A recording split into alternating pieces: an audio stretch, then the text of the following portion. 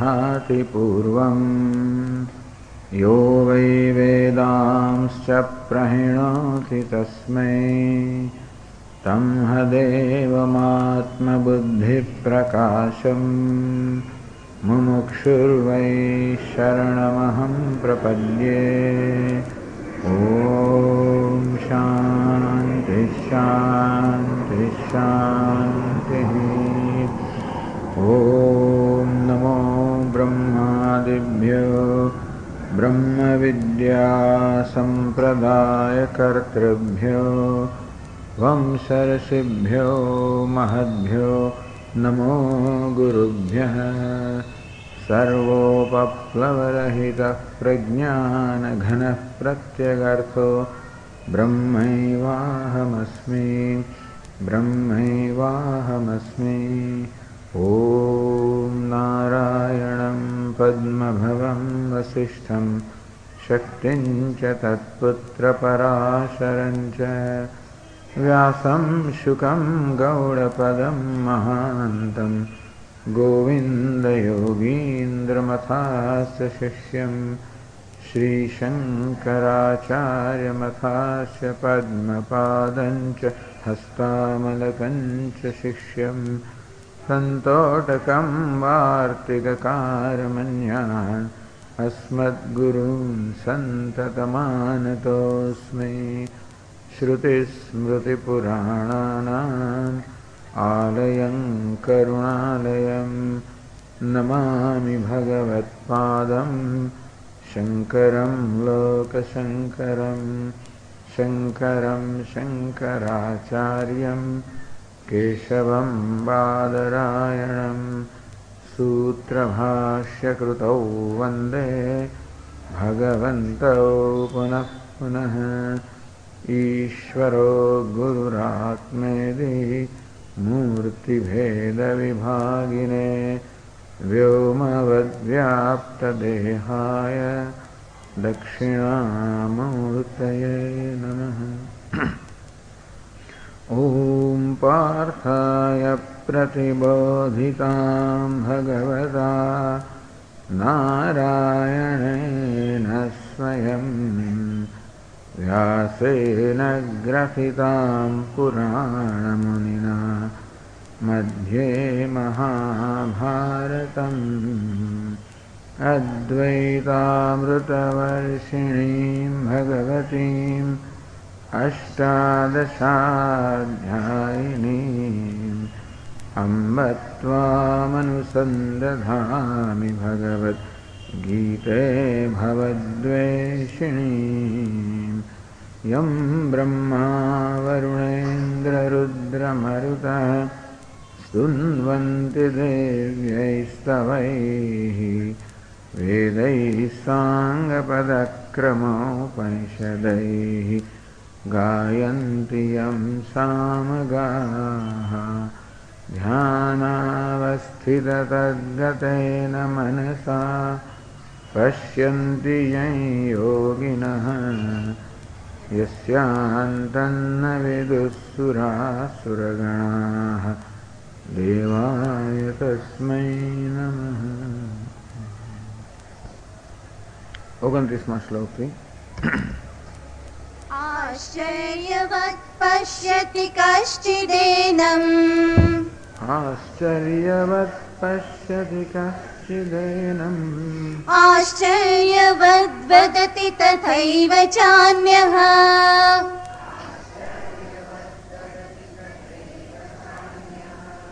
आश्चर्यवच्चैनमन्यः शृणोति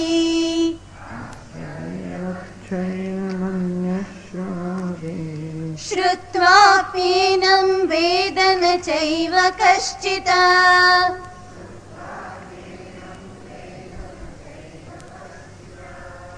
देहि नित्यमवध्योऽयम्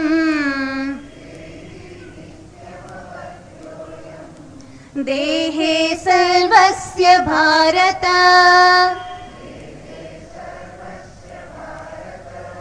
तस्मात् सर्वाणि भूतानि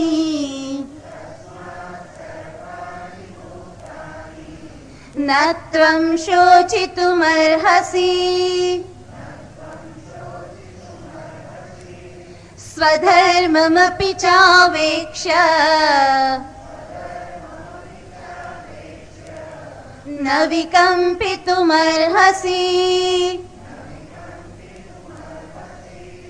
धर्म्याद्धियुद्धात् श्रेयोऽन्यत्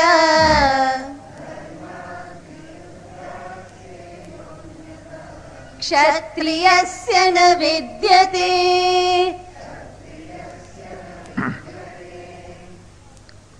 स्वधर्मम अपि च अवेक्ष्य न केवलम परमार्थ तत्वम एव अवेक्ष्य, अर्थात भगवाने समझायु कि परमार्थ तत्व जो अनुसंधान કરવામાં આવે તો શોકને કે મોહને કોઈ કારણ ના છે। દેહી નિત્યમ અવધ્યોયમ, હે અર્જુન આ દેહી આત્મા હંમેશા અવધ્ય છે, એનું કોઈ રીતે ક્યારે પણ વધ ના થઈ શકે, હિંસા ના થઈ શકે, કોઈ તેને ઈજા ના પહોંચાડી શકાય। એ સુખ દુઃખ, માન અપમાન, સફળતા નિષ્ફળતા આ બધા દ્વંદ્વોથી પર છે, કોઈ વસ્તુને સ્પર્શી ના શકે। તેથી આત્મા ક્યારે પણ સુખનો વિષય ના હોય।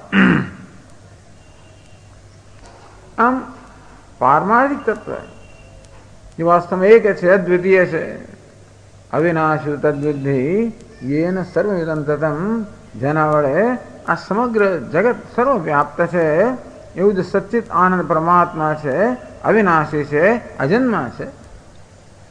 કર્તૃત્વ ભોક્તૃત્વ આ બધા ખ્યાલોથી સર્વ વિકારોથી મુક્ત છે, નિર્વિકાર છે, એવું તું છે, એ જ સર્વ છે। વિનાશમ અવ્યસ્યાસ્ય ન કશ્ચિત કર્તુમર્હતિ, આવો અવ્યય અર્થાત અવિનાશી પરમાત્મા વિનાશ કોઈ પણ કરી ના શકે, એવો પ્રશ્ન જ ઉપસ્થિત થતો નથી। તેથી આત્મા અર્થાત જે પારમાર્થિક તત્વ છે, એ પારમાર્થિક દ્રષ્ટિએ જ્યારે બધું જોવામાં આવે ત્યારે તો આ જ જણાય કે એ સિવાય પરમાર્થ સિવાય પરમાત્મા સિવાય કંઈ છે જ નહીં। વાસ્તવમાં કોઈ કરતા કથમ સ પુરુષ પાર્થ કમ ઘાતયતિ હંતિ કમ, હે અર્જુન આ જ્ઞાન ધરાવનાર મહાપુરુષ છે, એ કોનો ઘાત કરી શકે, કોનો ઘાત કરાવી શકે? અર્થાત જે કોઈ કરતા નથી, ભોગતા નથી, કર્મ નથી, ક્રિયા નથી, આ બધી વસ્તુઓનો જ્યાં બાધ થઈ ગયો અથવા બધી વસ્તુઓની નિવૃત્ત થઈ ગઈ, એ પરમાર્થ તત્વમાં તો શોકને કોઈ સ્થાન જ નથી। સ્વધર્મમ અપી, ચાલો એ વાત જવા દો, પરંતુ સ્વધર્મ તારો જે સ્વભાવગત ધર્મ છે, આમ દરેક મનુષ્ય કોઈ કોઈ પ્રકારનો સ્વભાવ લઈને જન્મ્યો હોય છે, પૂર્વ કરવાના પરિણામે। એ સ્વભાવ પરથી મનુષ્યનો સ્વધર્મ નક્કી થતો હોય છે। સ્વધર્મ અર્થાત પોતાના સ્વભાવને અનુરૂપ કર્તવ્ય। આમ આપણા શાસ્ત્રોમાં બધા માટે જે કર્મ કરવું જોઈએ, કર્તવ્ય હોય, એની વહેંચણી કરવામાં આવી, દરેકના સ્વભાવ પ્રમાણે, દરેકની યોગ્યતા પ્રમાણે, દરેકની આવડત પ્રમાણે, દરેકની ક્ષમતા પ્રમાણે, દરેકની રુચિ આ બધાને ધ્યાનમાં રાખીને કર્તવ્યની વહેંચણી કરવામાં આવી। જેમ ઘરમાં હોય, ઓફિસમાં હોય, કારખાનામાં હોય, બધી જગ્યાએ આપણે ક્યાં કોને નિયુક્ત કરીએ તે જે કર્તવ્ય છે, કર્મ છે, એને અનુરૂપ એની યોગ્યતા ધરાવનાર જે અધિકારી હોય તેને નિયુક્ત કરીએ। તો આ રીતે શૌર્યમ તેજ ધૃતિ દાક્ષ્યમ યુદ્ધે ચ અપલાયનમ, શૌર્ય, ધૈર્ય, પ્રભાવશાળીપણું, નીડરપણું, યુદ્ધમાં ક્યારે પણ પરામુખતા, ક્યારે પીછેહટ ન કરવી, ક્યારે પીઠ ન દેખાડવી, ઉદારતા, શાસન કરવું જેનો સ્વભાવ, આવો સ્વભાવ ધરાવનાર જે ક્ષત્રિય છે એનો પણ એક ધર્મ છે। એ ધર્મ છે પ્રજાનું પાલન કરવું, ધર્મનું પાલન કરવું, પોતાના રાજ્યનું પાલન કરવું, રક્ષણ કરવું એનો ધર્મ છે. એટલે અર્જુન તો આ પ્રકારનો સ્વભાવ લઈને આવ્યો છે. આમ દરેક જણ પોતાનો એક આગવો સ્વભાવ લઈને આવ્યો હોય છે. એ પરથી કયું કર્મ એના માટે શ્રેષ્ઠ કે યોગ્ય હશે એ સ્વભાવથી નક્કી થાય. જેને આપણે ગઈકાલે ચર્ચા કરી કે ભારતીય સંસ્કૃતિમાં જે પ્રવર્તમાન વૈવિધ્યતા છે એ વૈવિધ્યતાને સમજીને એ વૈવિધ્યતાનો યોગ્ય રીતે એનું વ્યવસ્થિત કરવામાં આવે કે આખી જિંદગી દરમિયાન પણ મનુષ્યની અવસ્થામાં ફેરફાર થતા હોય છે. એટલે બ્રહ્મચર્ય, ગૃહસ્થ, વાનપ્રસ્થ, સંન્યાસ આ પ્રકારે જીવનના આ ચાર વિભાગ જાણે કરવામાં આવે, ચાર અવસ્થાઓ કહેવામાં આવે. બ્રાહ્મણ, ક્ષત્રિય, વૈશ્ય, શૂદ્ર કે બધા જુદા સ્વભાવના હોય છે. બધાનો અધિકાર તો યોગ્યતા ભિન્ન ભિન્ન પ્રકારની હોય છે. વળી પુરુષ અને સ્ત્રી એ પ્રકારના વિભાગ આ છે. આપણે ઉભા નથી કર્યા.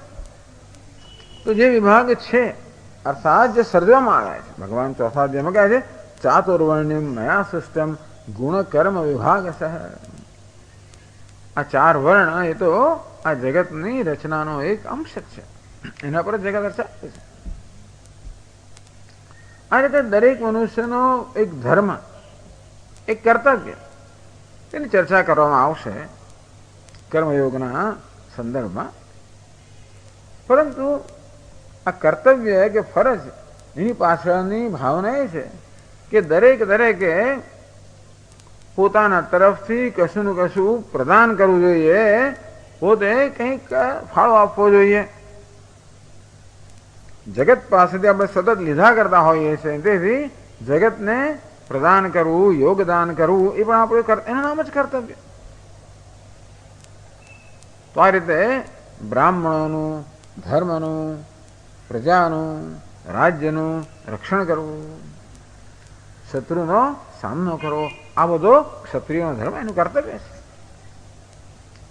અને એ કર્તવ્ય માટે બહુ યોગ્ય છે. એ પણ ઉત્સાહથી કરતો હોય એ પ્રકારનો જ એનો સ્વભાવ છે. બીજા બધા કે પેલા બ્રાહ્મણ કે વૈશ્ય બધાનું આ કામ નથી, તો પછી પાપ ભાગી જાય. ક્ષત્રિયનું જ આ કામ છે અને એ ઉત્સાહથી કરે. આ પ્રકારનો તારો જે સ્વભાવ છે એને પણ ધ્યાનમાં લઈને ન વિકંપિતું અર્હસી. હે અર્જુન, તારે વિકંપિત ચલાયમાન નથી જોવું જોઈએ.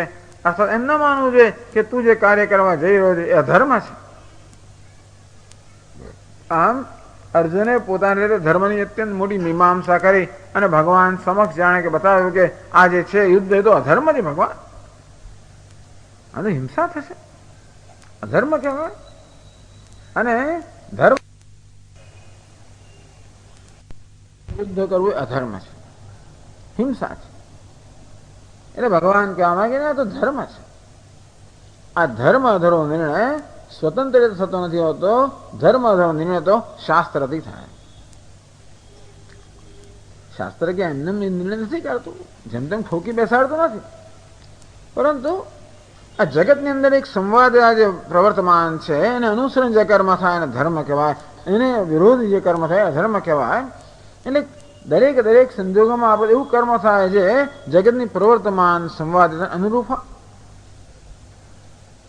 એનો નિર્ણય કરવો વ્યક્તિ માટે બહુ મુશ્કેલ થઈ જતો હોય છે. એટલા જ માટે આપણે ધર્મ માટે શાસ્ત્ર તરફ નજર કરતા હોઈએ કે ધર્મનો નિર્ણય તો શાસ્ત્રથી થાય.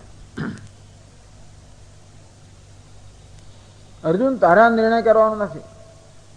એ કે અર્થશાસ્ત્ર ફલાણું સજાત જાતના એમાંથી કઈ બધા ઉદ્ધરણો કરતો હતો તો કે નહીં. એ નિર્ણય આપણે અનુકૂળતા આપણે સગવડીઓ ધર્મ એવું કહે છે ને, પોતાની અનુકૂળતા જોઈને ધર્મ નિશ્ચય ના થાય, પણ જે યોગ્ય છે એ જોઈને નિશ્ચય થાય.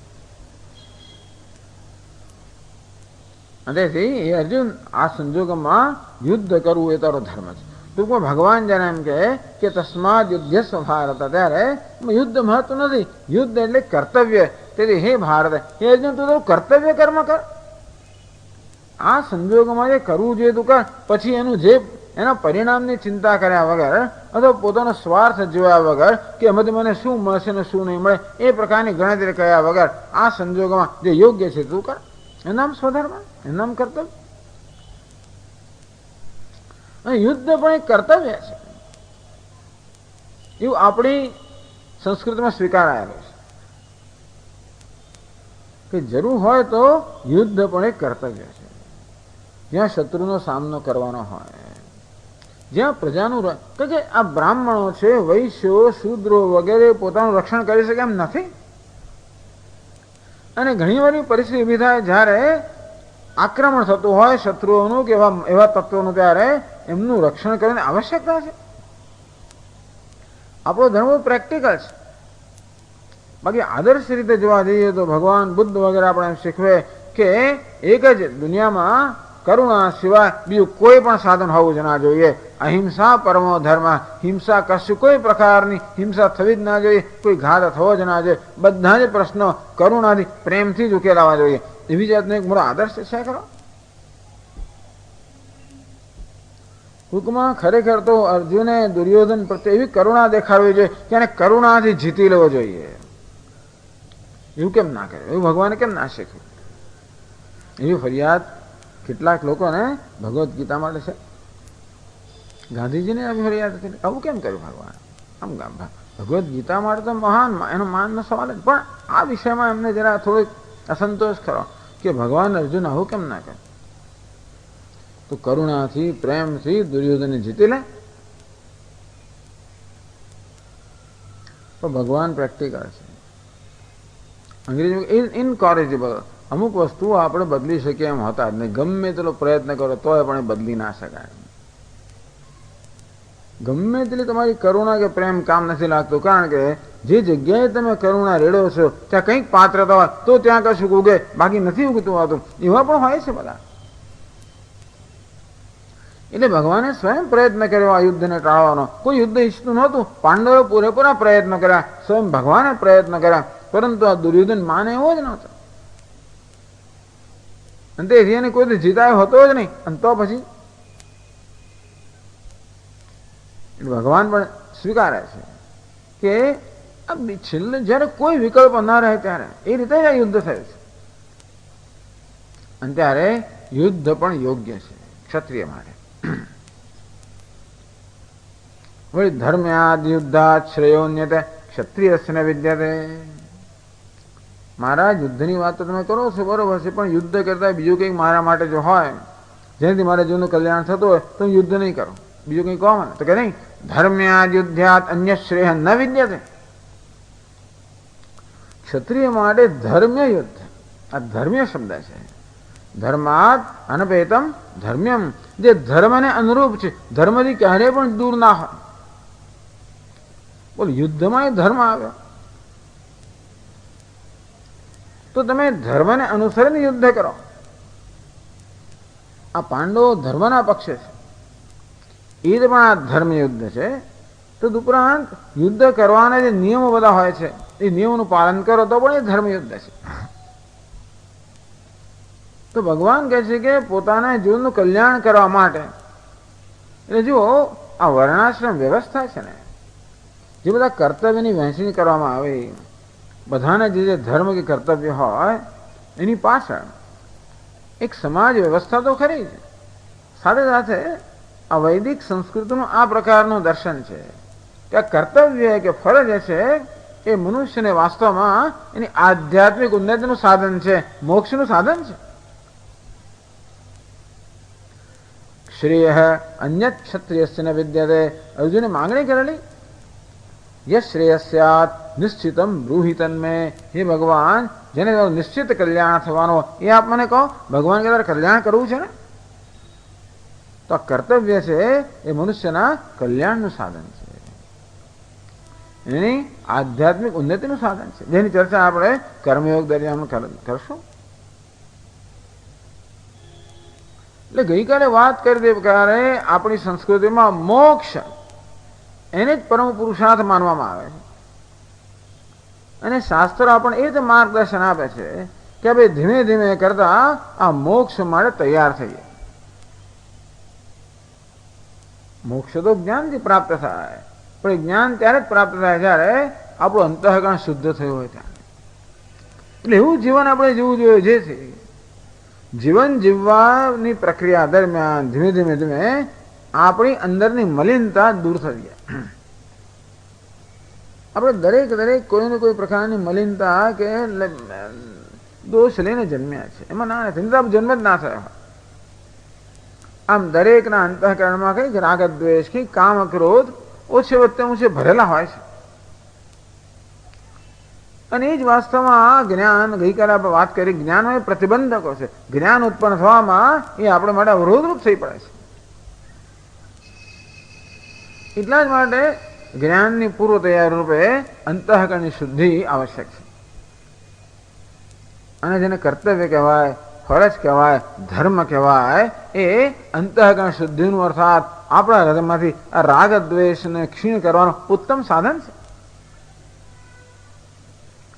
એ રીતે આ કર્મ એટલે કે ધર્મ કહો, કર્તવ્ય કહો, એ પણ પરંપરા પરોક્ષ રીતે મોક્ષનું સાધન બને છે અંતઃકરણ શુદ્ધિ દ્વારા. અંદર વિવિધિશા જ્ઞાનની ઈચ્છા જન્માવા દ્વારા, જ્ઞાનની યોગ્યતા પ્રાપ્ત કરાવવા દ્વારા, જ્ઞાન નિષ્ઠાની યોગ્યતા પ્રાપ્ત કરાવવા દ્વારા આ કર્મ જે છે એ મોક્ષનું સાધન છે. કર્મ એટલે ધર્મ, કર્મ એટલે ગમે તેમ કર્મ નહીં, કર્મ એટલે ધર્મ. ધર્મ્યાદ યુદ્ધ. ક્ષત્રિય માટે ભગવાન કહે છે કે આ ધર્મ અર્થાત ધર્મ અનુરૂપ યુદ્ધ છે, એનાથી ચઢિયાતું શ્રેયનું કલ્યાણનું બીજું કોઈ સાધન નથી. એટલું કલ્યાણની વાત કરતો હોય તો પણ આ કરવાનું.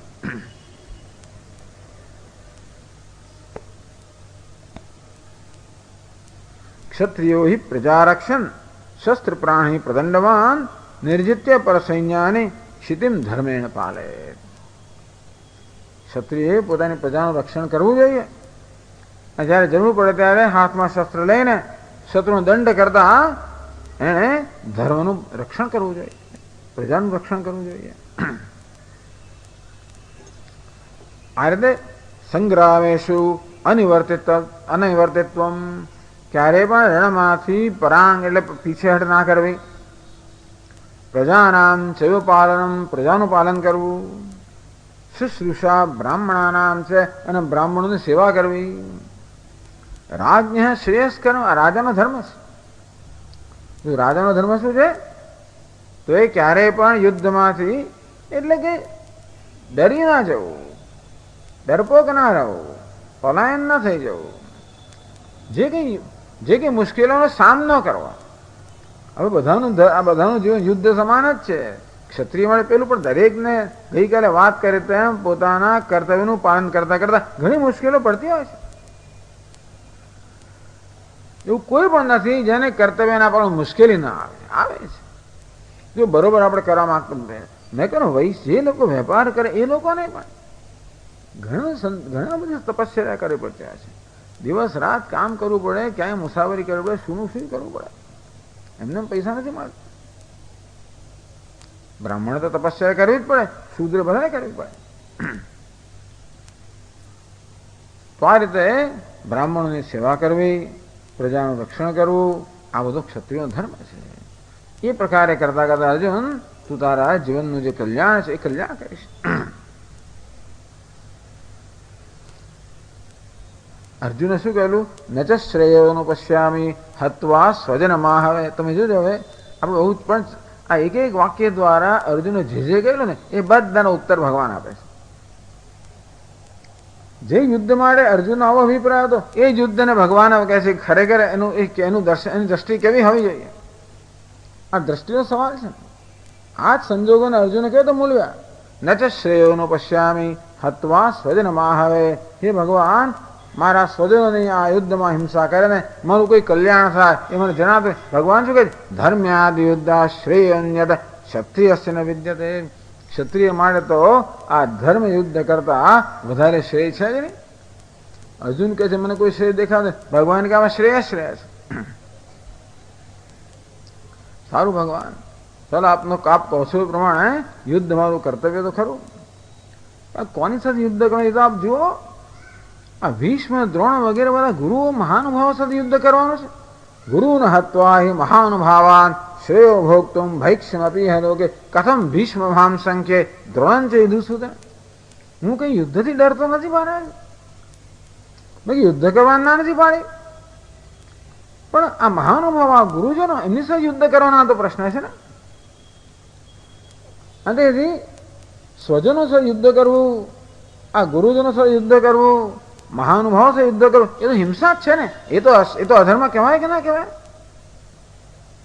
એનો ઉત્તરમાં ભગવાન 32મા શ્લોકમાં કહે છે, યદૃચ્છયા ચોપપન્નમ યદૃચ્છયા ચોપપન્નમ સ્વર્ગદ્વારમપાવૃતમ સ્વર્ગદ્વારમપાવૃતમ સુખિનઃ ક્ષત્રિયાઃ પાર્થ સુખિનઃ ક્ષત્રિયાઃ પાર્થ લભન્તે યુદ્ધમીદૃશં લભન્તે યુદ્ધમીદૃશં. યદૃચ્છયા ચ ઉપપન્નમ. હે અર્જુન, આ તારે સમજવું જોઈએ, આ યુદ્ધ તો તારી ઈચ્છાથી નથી આવ્યું, ઈશ્વર ઈચ્છાથી આવેલું છે. યદૃચ્છા, યદૃચ્છાનો તો પ્રારબ્ધ કહો કે ઈશ્વર ઈચ્છા કહો. યદૃચ્છયા ચ ઉપપન્નમ, આ તો યદૃચ્છા ઈશ્વર ઈચ્છાથી આવેલું યુદ્ધ છે. તું કી સામે ચાલીને યુદ્ધમાં આવ્યો નથી, તેને કઈ યુદ્ધ નિમંત્રણ નથી આપ્યું, નહીં તો જુદી વાત છે. અર્થાત આ પાંડવો સ્વયં યુદ્ધ માટે આવ્યા હોત આ લોકોને લડવા માટે, તો કદાચ આપણે વિચાર કરત કે હા આ યુદ્ધ યોગ્ય નથી, પણ આ તો એવું નથી. યદૃચ્છયા ચોપન્નમ, તમારી પોતાની ઈચ્છાથી ને એની જાતે જ ઈશ્વર ઈચ્છાથી આ યુદ્ધ તમારી પાસે આવ્યું છે. તમે યુદ્ધ કરવા નથી ગયા, યુદ્ધ તમારી પાસે આવ્યું છે. એ સમજવાની વસ્તુ છે ને. સ્વપ્રયત્ન વ્યતિરેકેણ યદૃચ્છયા, તમારા પ્રયત્ન વગર જ યુદ્ધ તમારી સમક્ષ આવ્યું છે.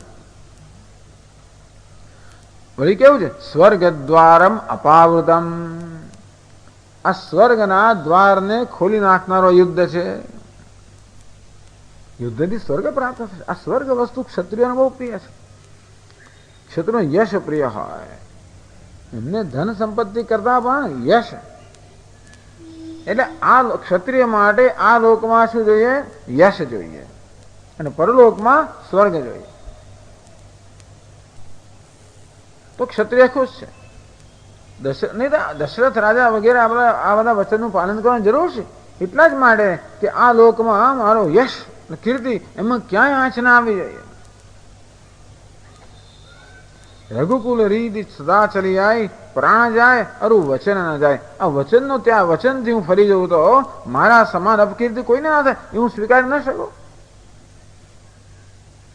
એટલે ભગવાન કહે છે કે યદૃચ્છયા ચ ઉપપન્નમ લભંતે સુખિનઃ ક્ષત્રિયાઃ પાર્થ લભંતે યુદ્ધમ ઈદૃશમ. આ પ્રકારનું યુદ્ધ પાછું કેવું યુદ્ધ છે? અર્જુનને તો બરોબર આમ ઉત્સાહ પાનો ચડાવી યુદ્ધ છે. આ ભીષ્મ, દ્રોણ, કર્ણ વગેરે આવા યોદ્ધાઓ યુદ્ધ કરવાનું આવે એટલે એનો વધારે પાનો ચડે. એ આપણા જો ડરપોક નથી. ઘણા લોકો એવા હોય ને કે પેલું અઘરું કાર્ય આવડે તરત જ ભાગી જાય, એવું નથી. આ કેટલાક લોકોને અઘરું કામ એટલે પાનો ચડાય. ઓહો, પહાડ ચડો તો ખાસ કરું, અઘરું તો જોઈએ મારે ખાસ કરું. જેમ યમરાજાએ નચિકેતાને નિરુત્સાહ કરવાનો ખૂબ પ્રયત્ન કર્યો. અરે તું બાળક છું, તારું કામ નહીં, આ દેવતાઓને પણ આ વિષયની અંદર હજી એ લોકોને પણ શંકા છે, તું શું તો મારે ખાસ જોઈએ. એવી રીતે અર્જુનને પણ આ યુદ્ધ કોઈ મગતરા સાથે કરવાનો તો જુદી વાત છે, છોડો નહીં. ભીષ્મ, દ્રોણ, કર્ણ, જયદ્રથા મહારથીઓ છે, એમની સામે એમને પડકાર આપનારો યુદ્ધ છે. એ દૃશ્યમ યુદ્ધ. એટલે યુદ્ધની મહાનતા, એટલે યુદ્ધના ભગવાને અહીંયા આગળ આ યુદ્ધની વિશેષતાઓ કહે છે. યદૃચ્છયા ચ ઉપપન્નમ, એક તો તારા પ્રયત્ન વગેરે જ, તારી ઈચ્છા વગેરે જ ઈશ્વરની ઈચ્છાથી આવેલું છે. બીજું સ્વર્ગ દ્વારમ અપાવૃતમ, સીધા સ્વર્ગને દ્વારને ખોલી આપનાર યુદ્ધ છે. આ બધું કથાના રૂપમાં છે. આજે અત્યારે વાતો થઈ રહી છે, પણ છતાં સ્વર્ગનું દ્વાર ખોલી આપનારું કઈ રીતે? એવું કહેવાય છે કે ભાઈ બ્રાહ્મણ હોય ને એ આખી જિંદગી બધા અગ્નિહોત્રાદિ કર્મ કરે, ખૂબ બધી તપશ્ચર્યા કરે, ત્યાર પછી મર્યા પછી એને સ્વર્ગ પ્રાપ્ત થાય. ટૂંકમાં એને રાહ જોવી પડે. જ્યાં સુધી આ દેહ છે ત્યાં સુધી ના જ મળે, અને આખી જિંદગી સુધી એને કેટલું બધું રગડાવવું પડે ત્યારે એને સ્વર્ગ મળે. જ્યારે ક્ષત્રિય માટે શું છે ખબર છે? ક્ષત્રિય તો યુદ્ધમાં સામી છાતીએ મર્યો તરત સ્વર્ગ મળે, તરત જ, કોઈ પ્રકારના કાળના વ્યવધાન વગર, એવું કહેવાય છે. અને તેથી એટલા જ માટે ટૂંકમાં પેલા યોગી લોકોને યોગ કરવાથી, આ કર્મઠ લોકોને અનેક પ્રકારના કર્મ કરવાથી, વૈશ્ય લોકોને અનુકૂળ આવું ખૂબ બધું, ખૂબ તપશ્ચર્યા ધર્મ આચરણ કરવાથી જે સ્વર્ગ કેટલા પ્રયત્ન અને ક્યારેય પણ મળે, એ જ સ્વર્ગ આ ક્ષત્રિય તો યુદ્ધમાં એનું મૃત્યુ થાય સીધો સ્વર્ગમાં પહોંચી જાય, આવું કહેવાય છે. એટલે ટૂંકમાં સ્વર્ગ સ્વીકારનારા જે બધી સંસ્કૃતિ છે આવું જ છે બધું. સ્વર્ગ દ્વારા અપાવૃતમ. જો અર્જુન તો યુદ્ધમાં જીતી જશે, એ તો આ પછી કહેશે જ, તો તને તરત રાજ્ય, કીર્તિ, યશ બધું પ્રાપ્ત થશે જ. એ રીતે તને અહીં કેટલે કે આ લોકની બી સમૃદ્ધિ પ્રાપ્ત થયા પછી, કારણ કે તે ધર્મનું અનુષ્ઠાન કર્યું છે માટે મૃત્યુ પછી સ્વર્ગ પ્રાપ્ત થશે. પરંતુ જો આ યુદ્ધમાં લડતા લડતા મરાયો તો તરત તું સ્વર્ગને પ્રાપ્ત થશે. એટલે સ્વર્ગને પ્રાપ્ત કરાવનાર યુદ્ધ છે. ઈદૃશમ અર્થાત તને પાનો ચડાવે એવું છે તારે. બાકી તો પેલા એવું છે ને, આપણી સામે પેલો પ્રતિકાર કરનાર, પડકાર ફેંકનાર કોઈ આપણે જેવો હોય તો કંઈક જરા પાનો ચડે. બાકી પેલા એવું છે ને, બધી મોટી મોટી કોમ્પિટિશન થતી હોય, સ્પર્ધાઓ થતી હોય, વિમ્બલ્ડનમાં પેલા ટેનિસ રમતા હોય, વર્લ્ડ કપ હોય, આ બધું હોય ત્યારે આમ સરખે સરખી ટીમો હોય ને તો જરા જામે, તો આમ ઉત્સાહ આવે. જોનારને ઉત્સાહ આવે, રમનારને ઉત્સાહ આવે. તેવી રીતે આ યુદ્ધ પણ કેવું છે, બધા જોરાવર લોકોની વચ્ચેનું છે. આવું જે યુદ્ધ છે એ તો સુખીનઃ ક્ષત્રિયા પાર્થ લભંતે યુદ્ધમીદૃશમ. આ પ્રકારનું યુદ્ધ છે તો હે પાર્થ, જે અત્યંત સુખી હોય, અત્યંત ભાગ્યશાળી એવા ક્ષત્રિયોને જ પ્રાપ્ત થાય, બીજા કોઈને પ્રાપ્ત ન થાય. તસ્માત ત્વમુત્તિષ્ઠ યશો લભસ્વ જીત્વા શત્રુન ભુંક્ સ્વરાજ્યમ સમૃદ્ધમ. એટલે જ ભગવાન 11મા અધ્યાય માટે હે અર્જુન તું ઉભો થા, આ શત્રુ વિજય પ્રાપ્ત કરીને સમૃદ્ધ રાજ્યને પ્રાપ્ત કર, યશ અને કીર્તિને પ્રાપ્ત કર. કારણ કે તને આ કાર્ય માટે ખાસ પસંદ કરવામાં આવે છે, તું મહાન ભાગ્યશાળી છે. એટલે આ રીતે આ યુદ્ધ કેવું છે, મહાભાગ્યશાળી લોકોને પ્રાપ્ત થાય એવું છે. એ તું એમ માને કે આ કથમ ભીષ્મહમ સંખ્યે દ્રોણંચ મધુસૂદન, આ ભીષ્મ દ્રોણ સાથે કેમ યુદ્ધ કરી શકું, તો કે એ તો મહારથીઓ છે. આ યુદ્ધમાં ગુરુજનો નહીં જોવાના આવે, કે મહારથીઓને જોવાના. અને તેથી વાસ્તવમાં આ યુદ્ધ પ્રાપ્ત થયું. બીજી એક વસ્તુ મહત્વની ભગવાને કહી, યદૃચ્છા ઈશ્વર ઈચ્છાથી પ્રાપ્ત થયું છે. ટૂંકમાં અર્જુન તું શા માટે માને છે કે તું આ બધાનો ઘાતક બનશે? તું શા માટે માને છે કે આ તે મોટું ઉપાય યુદ્ધ લીધું છે? આમાં તું તો નિમિત્તા છે ભાઈ. ભગવાન કહી રહ્યા, યદૃચ્છા આ શબ્દના પ્રયોગથી ભગવાન કહી રહ્યા છે કે જે થાય છે એ ઈશ્વરની ઈચ્છાથી થાય છે, એમને નહીં થતો. શ્રીમદ ભાગવતના 11 સ્કંદમાં કહેવામાં આવ્યું, બધું ભગવાન ઈચ્છાથી થાય, બેઠો બેઠો બધું કરાવે છે. ભગવાને પેલા કૌરવને એવી પ્રેરણા આપી, દુર્યોધન વગેરેને, કે એને પાંડવોને બહુ રંજાડ્યા, એને એમ કરીને બહુ ગુસ્સે કર્યા, અને એ પેલા ભેળાયા. અને એ રીતે ભગવાનનું આ જ કારણ, પૃથ્વીનો ભાર કેમ દૂર કરવો. ટૂંકમાં બધું ભગવાન ઈચ્છાથી થાય છે. છેવટે એક આ પેલા યાદવો રહી ગયા. હવે એમને ખરેખર એમનો મહાત્યારે પરાજિત કરવો દુનિયામાં કોઈ હતો નહીં. ભગવાન કે દેવતાઓ પણ એનો સામનો કરી શકે એમ નથી, એટલા બધા શક્તિશાળી યાદવ હતા. હવે એમનું શું કરવું? ભગવાન કરે પણ એ તો પોતાનું કુળ છે, પોતાને તો નાશ કરી ના શકે, શું કરવું વિચાર્યું ભગવાને.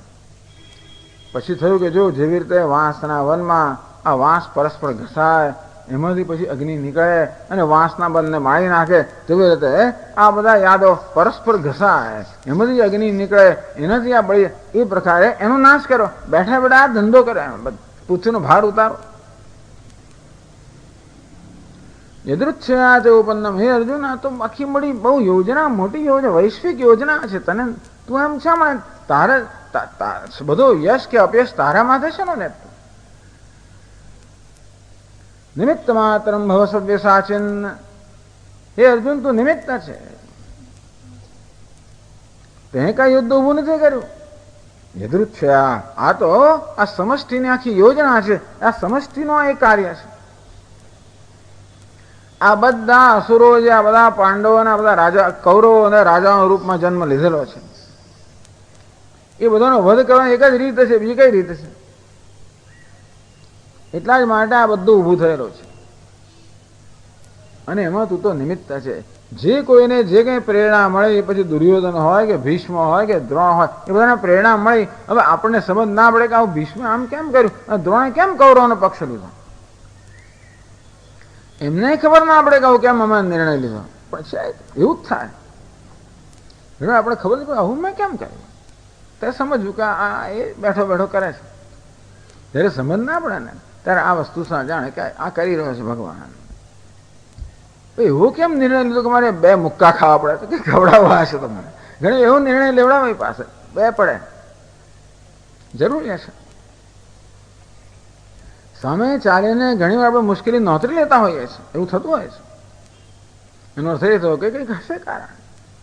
મારે બહુ અંદર પછી કકડાટ ના કરો, અરે હું આવો ને તેવું. ભગવાન આવું સુજાડ્યું. ચાલો, આમ ભગવાને બધાને એવું સુજાડ્યું કે જેથી બધા અહીંયા રણ મેદાનમાં ભેગા થઈ ગયા છે.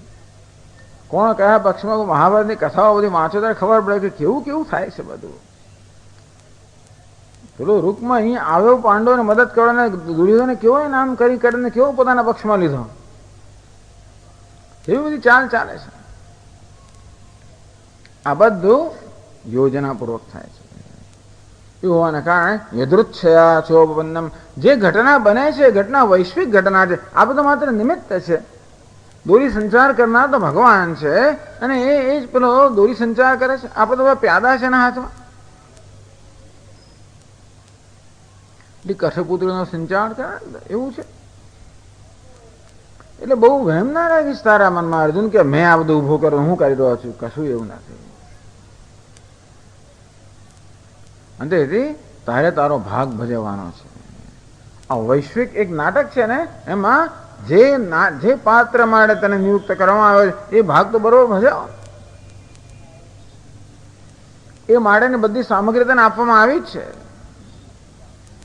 યદૃચ્છયાચોપન્નમ સ્વર્ગ દ્વારા અપાવૃતમ સુખિનઃ ક્ષત્રિયા પાર્થ. હે પાર્થ, આવા ક્ષત્રિયો ખરેખર સુખી છે, ભાગ્યશાળી છે, જેમને આ પ્રકારનો પાનો ચડાવે એવું આવા મહારથીઓનો પડકાર જ્યાં હોય એ પ્રકારનું યુદ્ધ પ્રાપ્ત થયું છે. ખુશ થાય, રડે જ છે. જે ખુશ થવા, એટલે ટૂંકમાં ભગવાનને ઉલટું જ દેખાય છે. અર્જુનને આખો પ્રસંગ એની આમ એકદમ શોક અને મોહવાળાનો પ્રસંગ લાગ્યો. બીજો રડમસ થઈ ગયો કે રડતો હતો, આંખમાં આંસુ આવી ગયા. ભગવાન કહે આ તો જો જોવાની રીત જ છે ને, કેવું એકના એક જ સંજોગો એક દ્રષ્ટિએ જોઈએ તો કેવા પ્રકારની આપણી લાગણી જન્મે, એ જ સંજોગોને બીજી દ્રષ્ટિએ તો કેવી તદ્દન વિલક્ષણ દ્રષ્ટિ છે. અંતેથી ભગવાન આપણને અહીંયા શીખવે છે, અર્જુનને શીખવે છે કે આ જે ઘટના છે ને કઈ રીતે જોઈ. તમે સ્વામી હંમેશા એવી દલીલો કરો છો, વેદાંતિ લોકો આ દલીલો પણ કરે છે ને, કોઈ પણ કોઈ પ્રશ્ન ના આવે તરત એને બીજી બાજુ દેખાડો એટલે ભાઈ પેલો ઉડી જાય. એવું થાય. ઘણી વાર મળો ફુગ્ગો ફૂટ્યો, હમણાં પ્રશ્નો એક જરાક અંદર પેલી એક ટાંકણી લગાવો એટલે પેલો ફુગ્ગો જેમ એવી રીતે આ એવું જ છે ને બધું. અર્જુન હમણાં ફુગ્ગો ફૂટેલો અને મોડો ચહેરો હમણાં રડવસ થઈ ગયો અને ગંભીર થઈ ગયો. ભગવાન કહે બરાબર તો જો તો તું ભાગ્યશાળી છે, દુર્ભાગ્ય કેમ કરતા તારી જાતને. સ્વજનમ કથમ હત્વા સુખિન શ્યા માધવ. અમે કેમ સુખિન ક્ષત્રિયા પાર્થ. અર્જુન કહ્યું ને કથમ સુખિન શ્યામ. હે માધવ, આ રણ મેદાનમાં સ્વજનની હત્યા કરીને અમે સુખી કેમ થઈ શકીએ? સ્વજનમ એ કથમ હત્વા સુખિન શ્યા માધવ. આ સ્વજનની હત્યા કરીને અમે સુખી કેમ થઈ શકીએ? ભગવાન સુખિન ક્ષત્રિયા પાર્થ લભંત યુદ્ધમી દૃશ્યમ. આ પ્રકાર યુદ્ધ પ્રાપ્ત કરનારા ક્ષત્રિયો તો ખરેખર સુખી છે, ભાગ્યશાળી છે.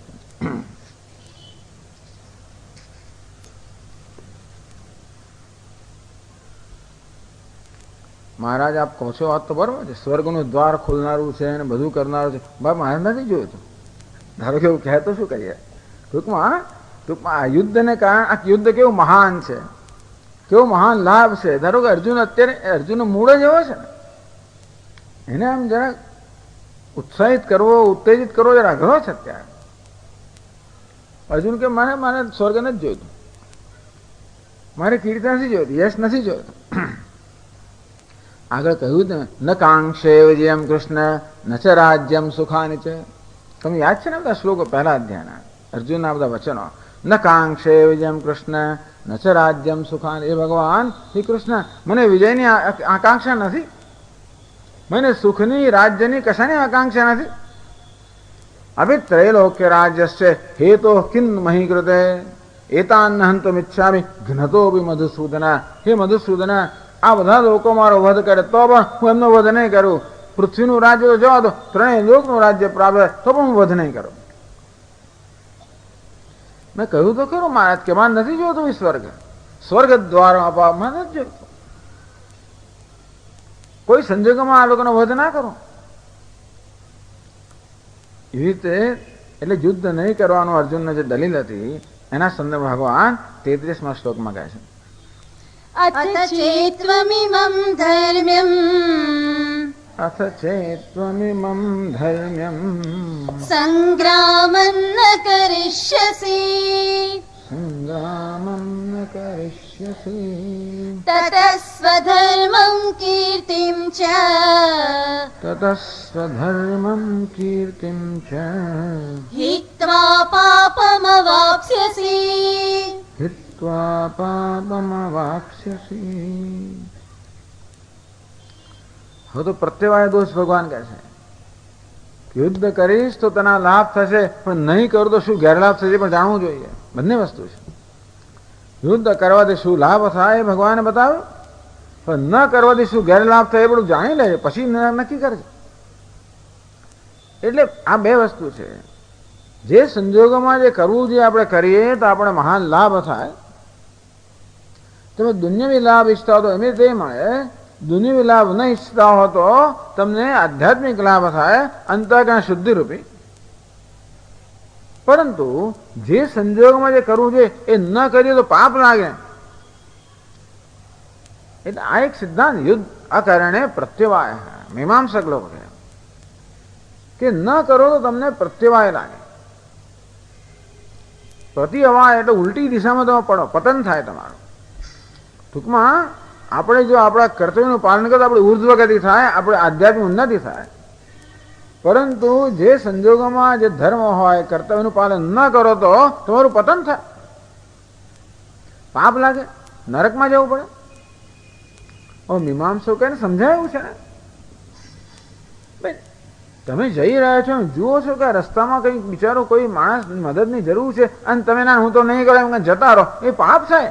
મેં તો કંઈ કર્યું નથી કરવું એ પાપ છે. જે કરવાનું એ ના કરો એ પણ પાપ છે. ન કરવાનું કરવું એ તો પાપ ખરો છે, પરંતુ કરવાનું ન કરવું એને પણ આપણી સંસ્કૃતિમાં પાપ માનવામાં આવ્યું છે. કેમ તમે ન કર્યું? અંદર કંઈક કારણ તો છે જ ને. ક્યાં તો નાના કોણ આ માથાકૂટમાં પડે અને કોણ આ, એનો અર્થ કંઈક સ્વાર્થ હશે, કંઈક લોભ હશે, કંઈ ભય હશે, સ્વાર્થ હશે. એવા કશાને વશ થઈને તમે એ સંજોગોમાં કર્તવ્ય ના કરવું ને.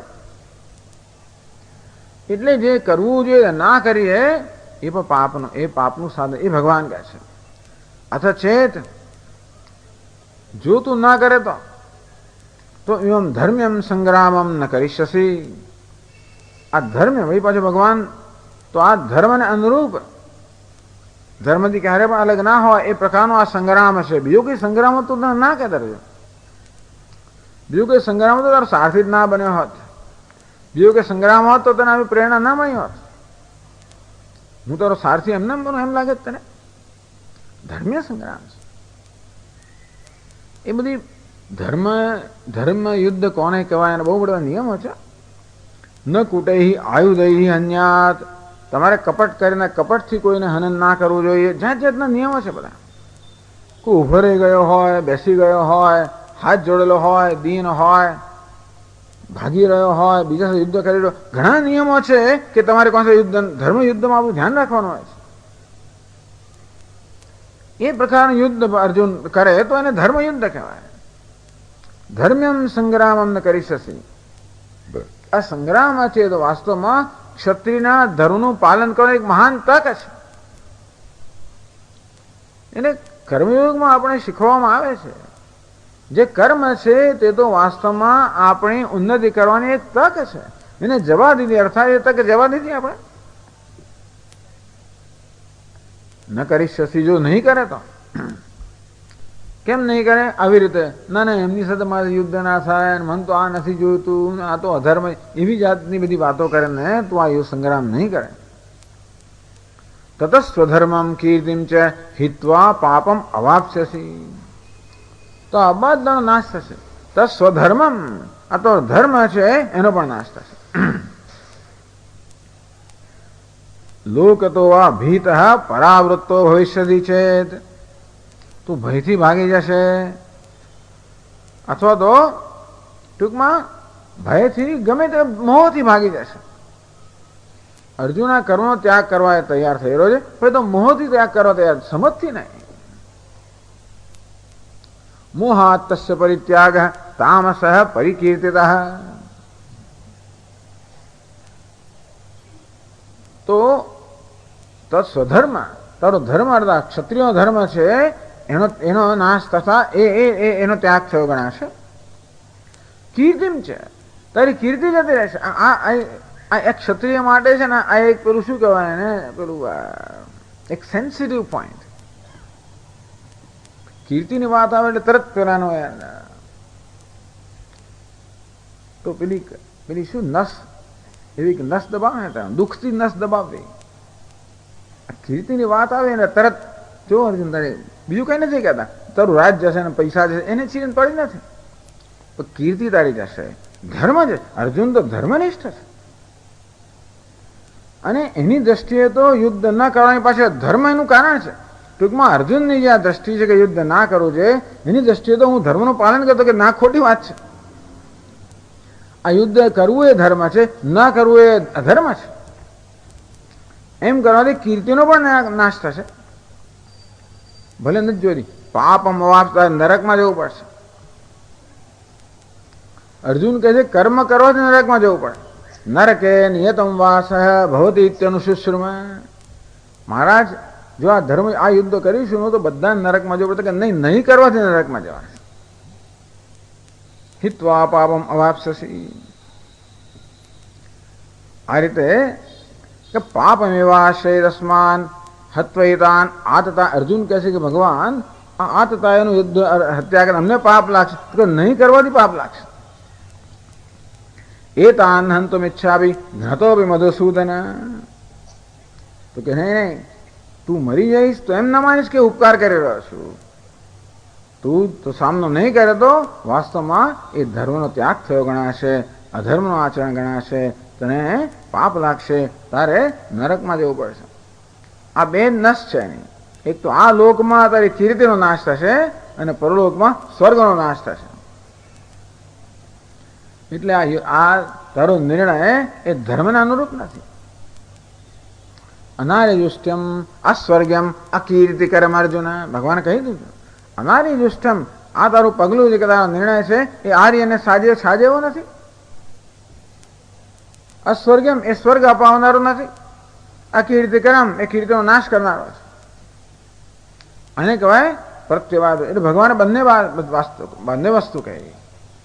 આ યુદ્ધ કરવાથી શું લાભ થશે? સ્વર્ગ દ્વારા અપાવૃતમ, સ્વર્ગની પ્રાપ્તિ, અને આ લોકમાં કીર્તિની પ્રાપ્તિ. ન કરવાથી શું ગેરલાભ થશે? એવું છે ને કે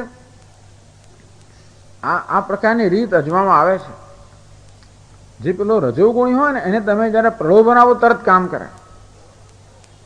રજોગુણી માણસ છે ને એ ક્યારે કામ કરે? એને પ્રલોભન આપો. મને શું મળશે આમાં, આટલું મળશે, તરત તૈયાર થઈ જાય. તમોગુણી માણસ છે ને એને પ્રલોભન આપો તોય ના કરે, નથી જોઈતું. એને ભય દેખાડવો પડે.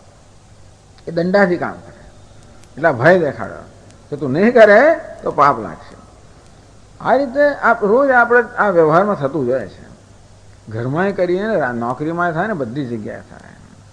અને એક બેન જો આ 3 વાર મોડા આવ્યા, એક વાર મોડા આવે, એક સી આવે, બીજી વાર થયું, બીજી સી આવે, 3 અઠવાડિયું જશે, 4 વાર થાય, નોકરી જશે. એમ ટૂંકમાં એવું ના કહે ને તો લોકો ફાવે ત્યારે જાય અને ફાવે ત્યારે આવે. જરૂરી છે, ભય પણ જરૂરી છે. અને સાથે સાથે જો તમે આવો તો તમે ઇનામ આખા વર્ષનું પછી જાહેર કરે કે આખા વર્ષની અંદર આ એક જે છે કાર્ય કરતા આખા વર્ષમાં સૌથી વધારે એ નિયમિત આવે એને જરા ઇનામ આપો, એવું પણ છે. આ પ્રકારની રીત શાસ્ત્રો અજમાવે છે. આપણે જો કર્મ કરીએ, કર્તવ્ય, તો આ લાભ થશે, નહીં કરો તો આ સજા થશે. આ રીતે જો યુદ્ધ કરવાથી કીર્તિ પ્રાપ્ત થાય, ધર્મનું પાલન થાય, સ્વર્ગ પ્રાપ્ત થાય બતાવ્યું. અને આ ધર્મ ન કરવા, યુદ્ધ ન કરવાથી પાપ લાગે, કીર્તિ પણ જાય, ધર્મ પણ જાય પણ બતાવ્યું.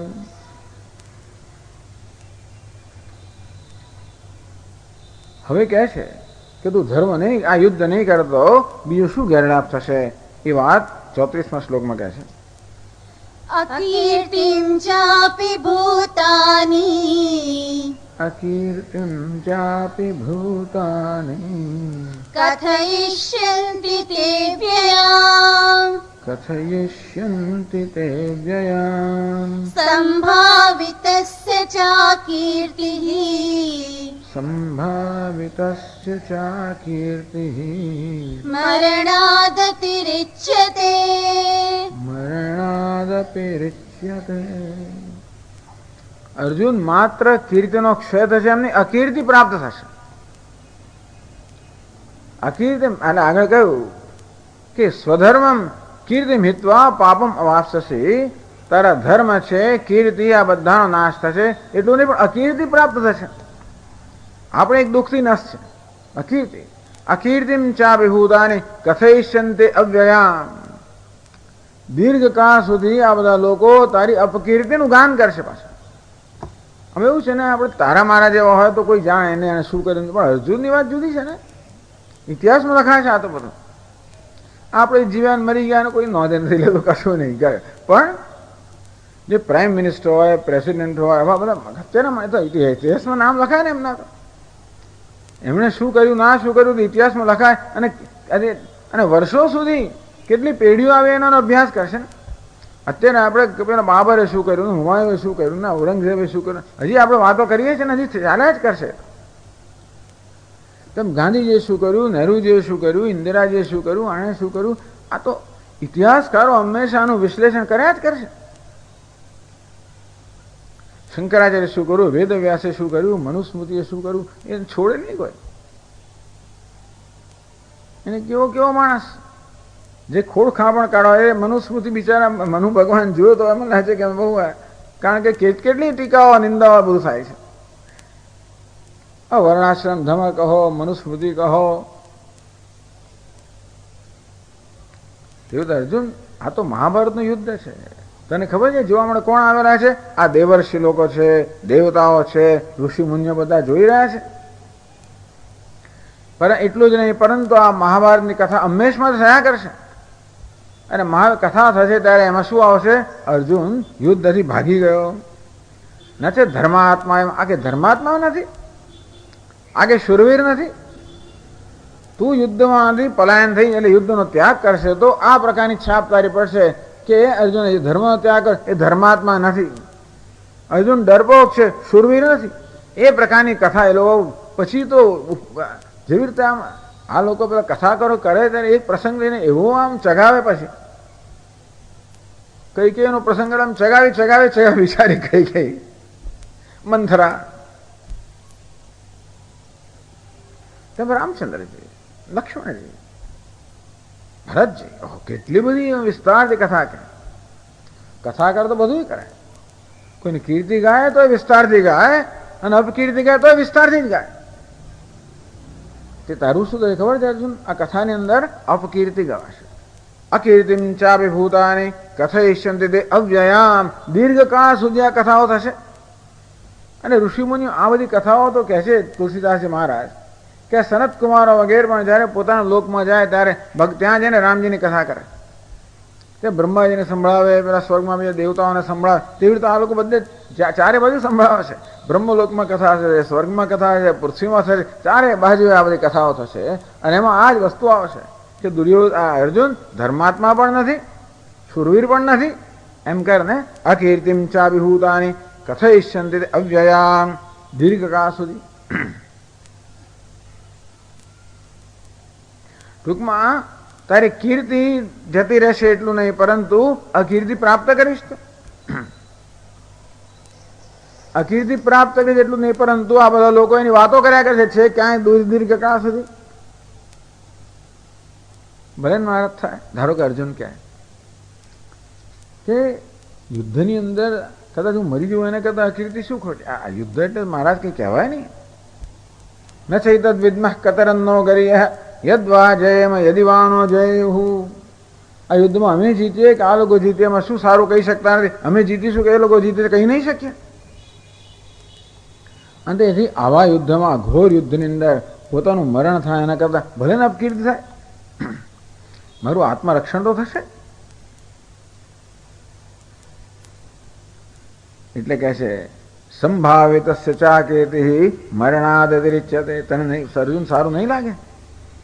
સંભાવિતસ્ય ટૂંકમાં જેની આવી સંભાવના નામના થયેલી છે, જેની નામના થયેલી છે કે આ શુરવીર છે, ધર્માત્મા છે, એ પ્રકારની નામના જેની થયેલી છે, એની અપકીર્તિ જ્યારે ખરાય એ તો મરણ કરતા ખરાબ છે. મરણ વધારે સારું. મરણાદ અતિરિચ્યતે ટૂંકમાં એટલે અર્જુન કદાચ એવી દલીલ કરે કે મહારાજ હું યુદ્ધમાં જતો હોઈશ તો મારી જીવ તો બચશે ને, તો ભલે ને અપકીર્તિ ગાય એમાં જીવ તો બચશે. તો કે નહીં, તને નહીં ગમે વસ્તુ. તારા જેવા માણસ મારે તો જીવ બચાવે એના કરતા કીર્તિ બચાવે બરાબર વધારે સારી છે. સંભાવિતસ્ય ચા કીર્તિ મરણાદ અતિરિચ્યતે. અંતેથી આ રીતે ભગવાન જો યુદ્ધ ન કરવાના ગેરલાભ કહી રહ્યા છે. યુદ્ધ કરવાના લાભ અને ન કરવાના ગેરલાભને પણ જરા ભગવાન ચગાવીને કહે છે. બધી જાતની એની સંભાવનાઓ કહે છે. ભલે મહારાજ કોણ મારી અપકીર્તિ ગાશે? જે લોકોને ચાલો આ બધા કથાકારો ગાશે, ભલે આ ઋષિમુનિઓ ગાશે, આ દેવર્ષિઓ ગાશે. ઉદાસીના નિંદંતુ મામ. ભલે ઉદાસીન લોકો એટલે જેમના યુદ્ધ સાથે કઈ નાહું નીચું નથી, એ લોકો આ બેઠા બેઠા ગાશે, ભલે ગાતા. ભીષ્મ, દ્રોણ વગેરે મહારથીઓ જે છે એ તો મારી સ્તુતિ કરવાના કે કેવો કારણે કે છે. આ તો સમજ છે ને. પેલા લોકો નહીં સમજે કે શેના માટે યુદ્ધમાંથી હું ખરેખર વિદાય લઉં છું, યુદ્ધનો ત્યાગ કેમ કર્યો, એની સમજ કદાચ આ લોકો ના હોય. તો ભીષ્મ, દ્રોણ વગેરે મહારથીઓ જે છે એ તો જોશે ને કે અર્જુન કેટલો કરુણાથી પ્રેરાઈને આ યુદ્ધમાંથી એને યુદ્ધનો ત્યાગ કર્યો છે, એટલે મારી કરુણાની એ લોકો ગાન તો કરશે કે નહીં કરે? તો કે ના, એવું નહીં થાય. એ 35મા શ્લોકમાં કહે છે ભયાદ્રણાદુપરતમ ભયાદ્રણાદુપરતમ મંસ્યન્તે ત્વામ મહારથાઃ મંસ્યન્તે ત્વામ મહારથાઃ યેષાં ચ ત્વં બહુમતઃ યેષાં ચ ત્વં બહુમતઃ ભૂત્વા યાસ્યસि લાઘવં ભૂત્વા યાસ્યસि લાઘવં. તો કે નહીં, મહારથાઃ ભીષ્મ, દ્રોણ, દુર્યોધન જે મહારથીઓ છે એ શું માન છે? એક પ્રસંગ બને એનું અર્થઘટન દરેક પોતાની રીતે જ કરવાનું છે ને. અર્જુનનું અર્થઘટન એવું છે કે હું તો દયાથી પ્રેરાયને, કરુણાથી પ્રેરાય, સ્નેહથી પ્રેરાયને યુદ્ધ નથી કરતો. આચાર્ય, પિતર, પુત્રા તથૈવ ચ પિતામહ.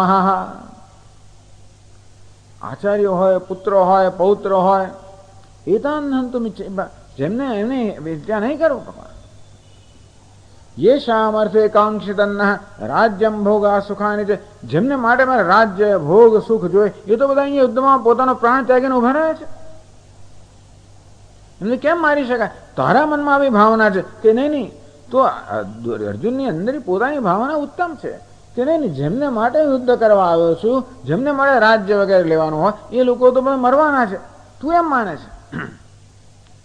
પણ તારા આ પ્રકારના કાર્યને જોઈને લોકો શું માને? ભયા દ્રણા તો પરતમ, અર્જુન તો ભયથી રણમાંથી ભાગી ગયો છે એવું માનશે. જોયું આ કર્ણને જોયું એટલે હાજા ગગડી ગયા અર્જુનના. આવ્યો ખરો, બે સૈન્ય વચમાં આવ્યો ખરો, પણ જોયું કે સામે કોણ છે બાપુ? ઓ ભીષ્મ, દ્રોણ, કર્ણ, જયદ્રથ. ગભરાઈ ગયો ભયથી. ચાલો ભગવાન ભાગો આમ કરે. લોકો આવું કે છે, ભયા દ્રણાદ ઉપરતમ. અર્જુન તો ભયથી રણમાંથી ભાગી ગયો. મમ સંતે તો આમ એવું લોકો માનશે, મહારથીઓ એવું માનશે. એમ નહીં જાણે એ લોકો, એવું નહીં માને કે કરુણાથી પ્રેરાને, સ્નેહથી પ્રેરાને, દયાથી પ્રેરાને ગયો છે. પણ શા માટે? મહારાજ એ લોકો મને જાણે છે, ભીષ્મ પિતામહ મને જાણે છે, દ્રોણાચાર્ય જાણે છે, કર્ણ અર્જુન બધા મને જાણે છે કે અર્જુન કેવો મહાન છે. લોકો નથી જાણતા તો કેવું માન્યતા બદલાઈ જશે. આવું જોઈએ છેલ્લી જયારે ખરેખર દશેન દળે ઘોડું ના દોડે ત્યારે એ માન્યતા બદલાઈ જાય કે ના બદલાઈ જાય? ભારતમાં દોડાદોડ કુદાકૂદ કરતા હોય જયારે પ્રસંગ આવે ત્યારે જ પછી તમારા હાજા ગગડી જાય. પરીક્ષા આપતા પહેલા કડકડાટ બધું બોલી જાય. પરીક્ષાના હોલમાં જાય ને પછી પેન પણ ચાલે, સસરી ગયો. આવો કેવો? એ જ લોકો સાચું માને, ફેરવું તો ના સાચું માને. અત્યાર સુધી આ બધું લડ્યો ને અર્જુન આ બધી નામના પ્રાપ્ત કરી એ તારા નહીં ગણાય, પરંતુ અત્યારે જે તો યુદ્ધમાંથી ભાગી એ લોકો એને ભાગી ગયેલો માનશે. યે શામ ચત્વમ બહુમત હૈ, જેની દ્રષ્ટિમાં તું બહુમાનને પ્રાપ્ત થયેલો છે એ જ લોકો તારા આ કાર્યને જોઈને એવો નિર્ણય કરશે કે અર્જુન ભયથી ભાગી ગયો. ભીષ્મ અને દ્રોણ બધા એવું જ માનશે કે આ ભયથી ભાગી ગયો. આ ભીષ્મે જે એક શંખ મૂક્યો અને જે હાજા ગગડી ગયા ભાગી ગયો એવું માનશે લોકો. ભૂતવા યાસ્યસી લાઘવમ, આમ જેમની નજરમાં તું બહુમાનને પ્રાપ્ત થયેલો એમની નજરમાં તું હલકો ઠરીશ. યાસ્યસી લાઘવમ, તેથી લાઘવમ અનાદર વિષયત્વમ, તાર બધો આદર તો જતો રહેશે, એમની દ્રષ્ટિમાં તું અનાદરને પ્રાપ્ત થઈશ. આવું થશે. કદાચ તે ન વિચાર્યું કે અર્જુનની વિચારની એક પ્રકાર એટલે ભગવાન એને કહે છે કે જો ભાઈ આ બધું વિચાર નહીં કરતું. ભગવાન એમ નથી કે તારે શું કરવું શું ના કરવું, પણ આ બધી વસ્તુનો વિચાર કરશે. આવું છે. અમુક પ્રકારના આવેગમાં આવીને તું નિર્ણય લે. અને એવું છે ને કે આ કોઈ પણ સંજોગોમાં કેમ જોવા અને કેમ મૂલવવા એ આપણી દ્રષ્ટિ પર આધાર રાખે છે. આપણા રાગદ્વેષ પર આધાર રાખે છે. આ રાગદ્વેષથી પ્રેરાઈને અર્જુને યુદ્ધ માટે આ પ્રકારનો નિર્ણય કરેલો, પણ ભગવાન એને બતાવે કે રાગદ્વેષ ના હોય અને આવી જે તટસ્થ દ્રષ્ટિ છે એ આ યુદ્ધ એ દ્રષ્ટિએ યુદ્ધ તો આવું બધું છે. ભલે મહારાજ ભીષ્મ દ્રોણ વગેરે મહારથીઓ છે એ ભલે એમ માને કે હું ભયથી ભાગી ગયો, તો મારા શત્રુઓ જે છે ને દુર્યોધન ને કર્ણ વગેરે એ તો ખુશ થશે. કેમ ખુશ થશે? કે જો અર્જુન જતો રહ્યો એ લોકો મારો ઉપકાર તો માનશે ને, કે કશું કર્યા વગર એ યુદ્ધ રાજ્ય મળી ગયો એનો ઉપકાર તો એ તો ઉપકાર માનશે ને મહારાજ. તો કેના એ લોકો પણ એવું નહીં માને. તો એ લોકો શું માનશે? 36મા શ્લોક મળે છે, અવાચ્ય વાદાંશ્ચ બહૂન વદિષ્યન્તિ તવાહિતાઃ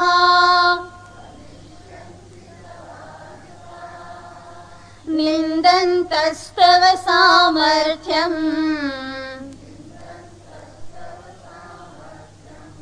તતો દુઃખતરન્નુ કિમ. તો અહિતાઃ શત્રુઓ, પેલા મહારથાઃ અહિતાઃ. પહેલા કોની વાત કરી? ભૂતાની અવ્યયામ અને નિંદામ કસૈશ અકીર્તિમ કસૈશંતિ. એટલે જે લોકો તટસ્થ છે દેવર્ષિ નારદ વગેરે એ તારી અપકીર્તિનું ગાન કરશે. મહારથીઓ છે એ માનશે કે તું આ યુદ્ધમાંથી ભયને કારણે ભાગી ગયો. અને તારા શત્રુઓ તો ખુશ થશે. કઈ રીતે ખુશ થશે? અકીર્તિમ ચા અવાચ્યવાદામ સબહુન વધિષ્યંદિત. આ દુર્યોધન ને કર્ણ વગેરે તો તારા માટે એવી વાત કરશે તારે સાંભળી નહીં શકે. અવાચ્યવાદામ તાળીઓ પાડશે. ઢંઢેરા પીઠ છે અને કહે છે જોયું ડરપોક કેવો ભાગી ગયો, આ મગતરા જેવો નીકળ્યો છે માટે, આવું બધું કહે છે તને, આ માટી પગો નીકળ્યો. ટૂંકમાં આ જે ના સંભળાય એ, આ તો હું તો બહુ સારી ભાષા બોલું છું, પણ આ દુર્યોધન વગેરેની ભાષા આપણે સાંભળી ના શકાય. દુષ્ટ લોકો છે, એ કેવા શબ્દો વાપરે, તમે વિચાર કરો, તમે કલ્પના કરી શકો છો કે આ કેવા શબ્દોનો પ્રયોગ કરશે. અવાજ છે, બોલી પણ બોલી ના શકાય, સાંભળી ના શકાય. તબ અહિતાહા, તારા શત્રુઓ છે એ તો તું સાંભળી પણ ના શકે એ પ્રકારની અત્યંત ગંદી ભાષામાં બોલી ન શકાય એવા શબ્દોમાં તારી અપકીર્તિનું ગાન કરશે. ભલે કરતા, પણ ભીષ્મ દ્રોણ વગેરેનો વધ કરવાને કારણે જે મને દુઃખ થશે એના કરતા એ દુઃખ તો બધા નહીં થાય ને. યુદ્ધમાંથી જતા રહેવાના કારણે ભીષ્મ દ્રોણ વગેરે હત્યાથી તો અટકી જવાશે, એમના વધને કારણે મારા હૃદયમાં જે દુઃખ થાય એના કરતા તો દુઃખ થતા નથી કે નહીં. નિંદંતસ્થ સામર્થ્યમ તતો દુઃખ તરન્નું કિમ, તારા સામર્થ્યની નિંદા કરશે એના કરતા ચડિયાતું કોઈ દુઃખ નથી. કારણ કે એ શામ ચત્વમ બહુમત જેની દ્રષ્ટિમાં તારા સામર્થ્યનું બહિમાન કરવામાં આવ્યું છે એવા તારા સામર્થ્યની નિંદા તારે થશે ને તારી સંભળાશે નહીં. જે દુઃખ થશે આ દુઃખ, એ દુઃખ તો આ બધા વધના દુઃખ કરતા પણ વધેલું હશે. આ રીતે યુદ્ધ કરવામાં બધો જ લાભ, ધર્મનો લાભ, આ લોકમાં કીર્તિ રાજ્ય પ્રાપ્ત કરવાનો લાભ, પરલોકમાં સ્વર્ગ પ્રાપ્તિનો લાભ ભગવાને બતાવ્યો. યુદ્ધ ન કરવામાં ધર્મનો લાભ, ગેરલાભ, કીર્તિનો ગેરલાભ અને લોકોની નિંદાનો પણ ભયંકર, પછી અકીર્તિની પ્રાપ્તિ. આ રીતે અર્જુન, આના જે સંજોગો છે ને એ તો તારી સહન નહીં થાય. આ તારે તો ઢાંકણીમાં પાણી લઈને ડૂબવાનો પ્રસંગ આવશે જો તું અહીંયાથી જતો રહીશ તો. આ પ્રકારે અર્જુન આ યુદ્ધ માટે જે પોતે મૂલવણી કરેલી એ બધાને ભગવાને વ્યવસ્થિત રીતે ખંડન કર્યું અને બતાવ્યું કે કેવી રીતે અર્જુનનું જે દ્રષ્ટિબિંદુ છે એ તદ્દન ખોટું છે. અર્થાત આ શોક અને મોહથી પ્રેરાયેલી, રાગ અને દ્વેષથી પ્રેરાઈને અર્જુન આ પ્રકારનું એનું દ્રષ્ટિબિંદુ આવું થયું. અર્થાત એની આ પ્રકારની સમજ એ રાગ દ્વેષથી પ્રેરાયેલી છે. પરંતુ જ્યારે તટસ્થ રીતે વિવેકપૂર્વક જ્યારે જોવામાં આવે ત્યારે અર્જુનનો નિર્ણય કોઈ રીતે યોગ્ય નથી, સ્વધર્મમાં વિચાવેક છે. એટલે વ્યવહારિક દ્રષ્ટિ જોવા જઈએ તો પણ અર્જુનનો નિર્ણય બધી રીતે ખોટો છે. આ તો ભગવાન બધી રીતે ખરાબ જ થયું. યુદ્ધ કરીએ તો ગુરુઓનો આ બધા મહાનુભાવનો વધ થશે, એને કારણે કેટલાક તો નિંદા કરવાના જ મહારાજ. જોવા અર્જુન કેવા રાજ્ય સુખ લોભેના, આ રાજ્યના સુખના લોભથી એમણે સ્વજનની હત્યા કરી એવું કહેનાર તો ખરા જ લોકો. યુદ્ધ નહીં કરું તો આ બધા મહારથીઓના બધા લોકો નિંદા કરે, બધી રીતે નિંદાને જ પ્રાપ્ત થવાના છે. અર્જુન ધારો કે આપના કહેવા પછી જોવાની રીત છે ને, ભગવાન આપના કહેવા પ્રમાણે તો યુદ્ધ કરું તોય પણ નિંદા અને ન કરું તો પણ નિંદા. ભગવાન કે નથી, એટલે કે બંને રીતે ગેરલાભ છે. ભગવાન કે બંને રીતે લાભ છે. એ વાત 37મા શ્લોકમાં કહે છે. હતો વા પ્રાપ્સ્યસી સ્વર્ગમ, હતો વા પ્રાપ્સ્યસી સ્વર્ગમ, જીત્વા વા ભોક્ષ્યસે મહીમ, જીત્વા વા ભોક્ષ્યસે મહીમ, તસ્માદુત્તિષ્ઠ કૌન્તેય, તસ્માદુત્તિષ્ઠ કૌન્તેય, યુદ્ધાય કૃતનિશ્ચયઃ, યુદ્ધાય કૃતનિશ્ચયઃ. બધી રીતે લાભ છે. હતો વા પ્રાપ્સ્યસી સ્વર્ગમ, આ યુદ્ધ કરીશ શું થાય, ક્યાં તો મરી જઈશ કે જીતીશ, એમાં એક થશે. હતો વા, આ યુદ્ધમાં મરે ક્યારે એનો પરાજય થયા એ સિવાય તો મરે જ નહીં. અર્જુન જેવા યોદ્ધાઓ પરાજય સિવાય તો મરે જ નહીં. હતો ધારો કે યુદ્ધમાં પરાજય થાય, અર્થાત સ્વામી સાથે લડતા મૃત્યુ થાય તો સીધો તમે સ્વર્ગમ પ્રાપ્સ્યસી, તો સ્વર્ગ પ્રાપ્ત થશે. લાભ જ છે. જીત્વા વા ભોક્ષ્યસે મહિમ, ન ચૈતદ્વિદ્મઃ કતરો નો ગરીયસે યદ્વા જયેમ યદિવાનો જયેહુ ગરીયઃ. ભગવાન અમે જીતીએ તો સારું કે એ લોકો જીતે તો સારું, આ યુદ્ધ કરવું સારું કે નહીં કરવું સારું? તો કે યુદ્ધ કરવાથી બધી રીતે લાભ છે.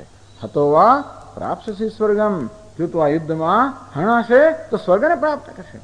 જીતવા વા ભોક્ષ્યસે મહિમ, જો યુદ્ધ કરીને જીતી જશે તો આ પૃથ્વીનું રાજ્ય પ્રાપ્ત થશે. બંને રીતે લાભ છે. પેલો કે બંને રીતે લાભ જ છે. તસ્માદ ઉત્તિષ્ઠ કૌંતેય યુદ્ધાય કૃત નિશ્ચય. માટે હે અર્જુન, યુદ્ધ માટે કૃત નિશ્ચય થઈને, યુદ્ધ માટે કૃત નિશ્ચય એટલે કેવો? ક્યાં તો મારા શત્રુઓને હું હણીશ કે હું હણાઈશ, એ પ્રકારના કૃત નિશ્ચય. યુદ્ધ કરતા પહેલા આ બંને પ્રકારની જે સંભાવના છે, સંભાવના તૈયાર થઈને, હા મહારાજ બસ બધાને હું જીતી આવીશ એવું નહીં. ભાઈ તું મરે ખરો, યુદ્ધ તો એવી વસ્તુ છે, વાંધો નથી. તું મરીશ તોય વાંધો નથી, કારણ કે તો સ્વર્ગ પ્રાપ્ત થશે, અને જીતીશ તો પૃથ્વીનું રાજ્ય પ્રાપ્ત થશે. આમ બધી રીતે યુદ્ધ તને લાભ કરનારો છે.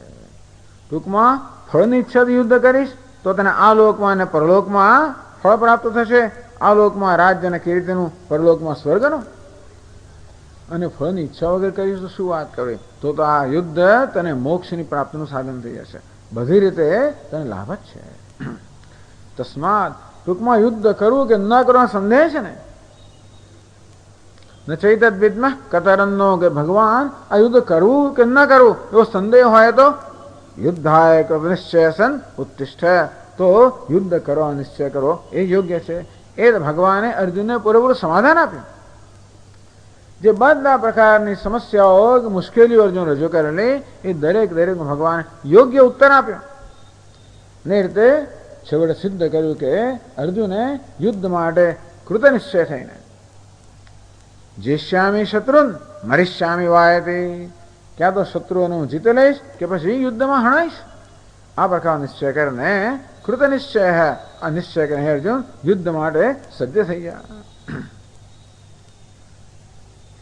એટલે ભગવાન યુદ્ધ કરવાનું કહેતા નથી. પાછા યાદ રાખજો, આગળ ચર્ચા થઈ. ભગવાન તો માત્ર અર્જુનના મનમાં આ જે બધા પ્રશ્નો અને સંશયો છે, જેને કારણે અર્જુન યુદ્ધથી ઉપરત થવા માટે તૈયાર થઈ ગયેલો, એ સંશયોને માત્ર ભગવાને નિવારણ કર્યું. બસ એકવાર અર્જુનના મનમાં પ્રશ્નો કે સંશયોનો ઉત્તર મળે પછી તો એ કરવાનો જ છે. એ તો કૃત નિશ્ચય થઈને આવે જ હતો. યુદ્ધના મેદાનમાં આવતા પહેલા અર્જુન કૃત નિશ્ચય જ હતો કે હું તો જે થશે ખરો. અને તેથી એ નિશ્ચયને બદલવાનું કારણ નથી.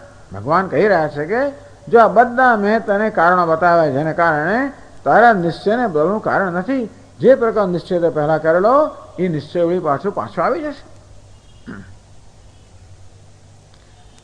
આ રીતે આ સ્વધર્મ એની દ્રષ્ટિએ ભગવાને આ અર્જુન માટે પરિસરનું વિશ્લેષણ કર્યું. કારણ કે અર્જુને કહ્યું ધર્મ સમૂઢ ચેતા.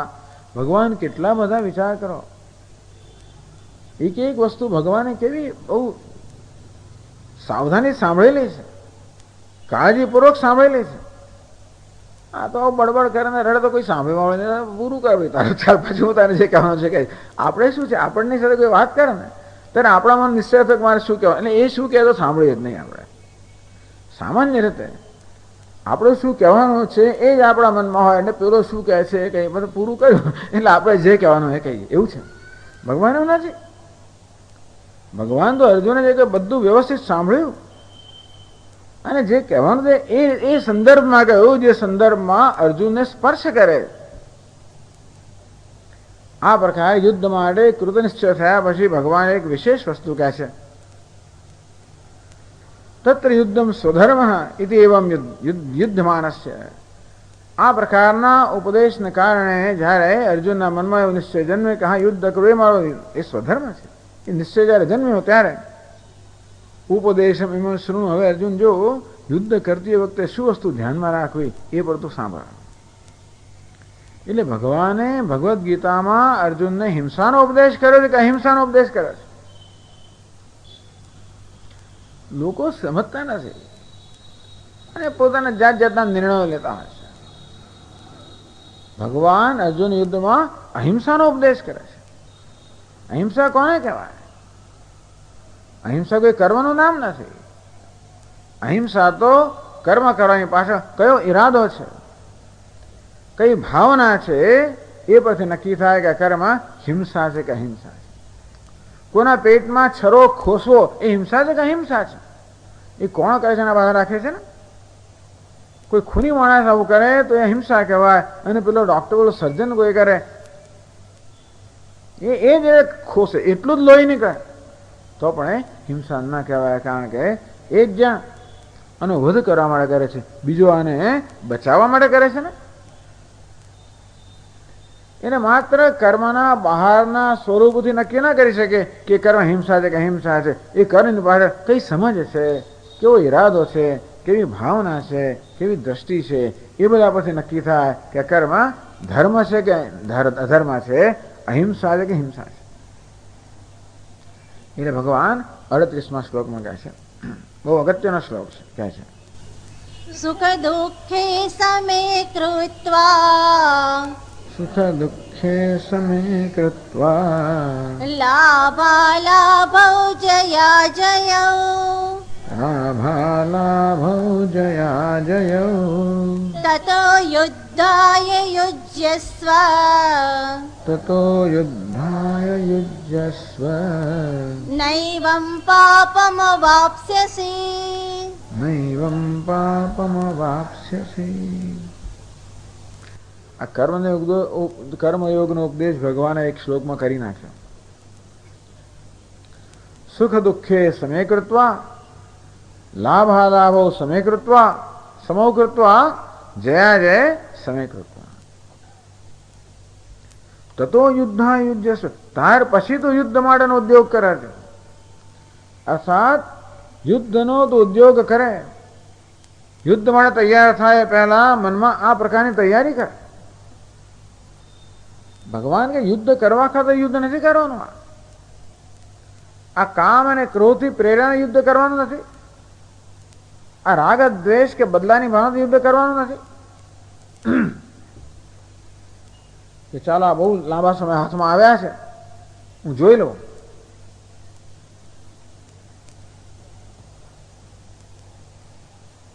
આમ વેર વાળવા માટે, બદલો લેવા માટે, સજા કરવા માટે,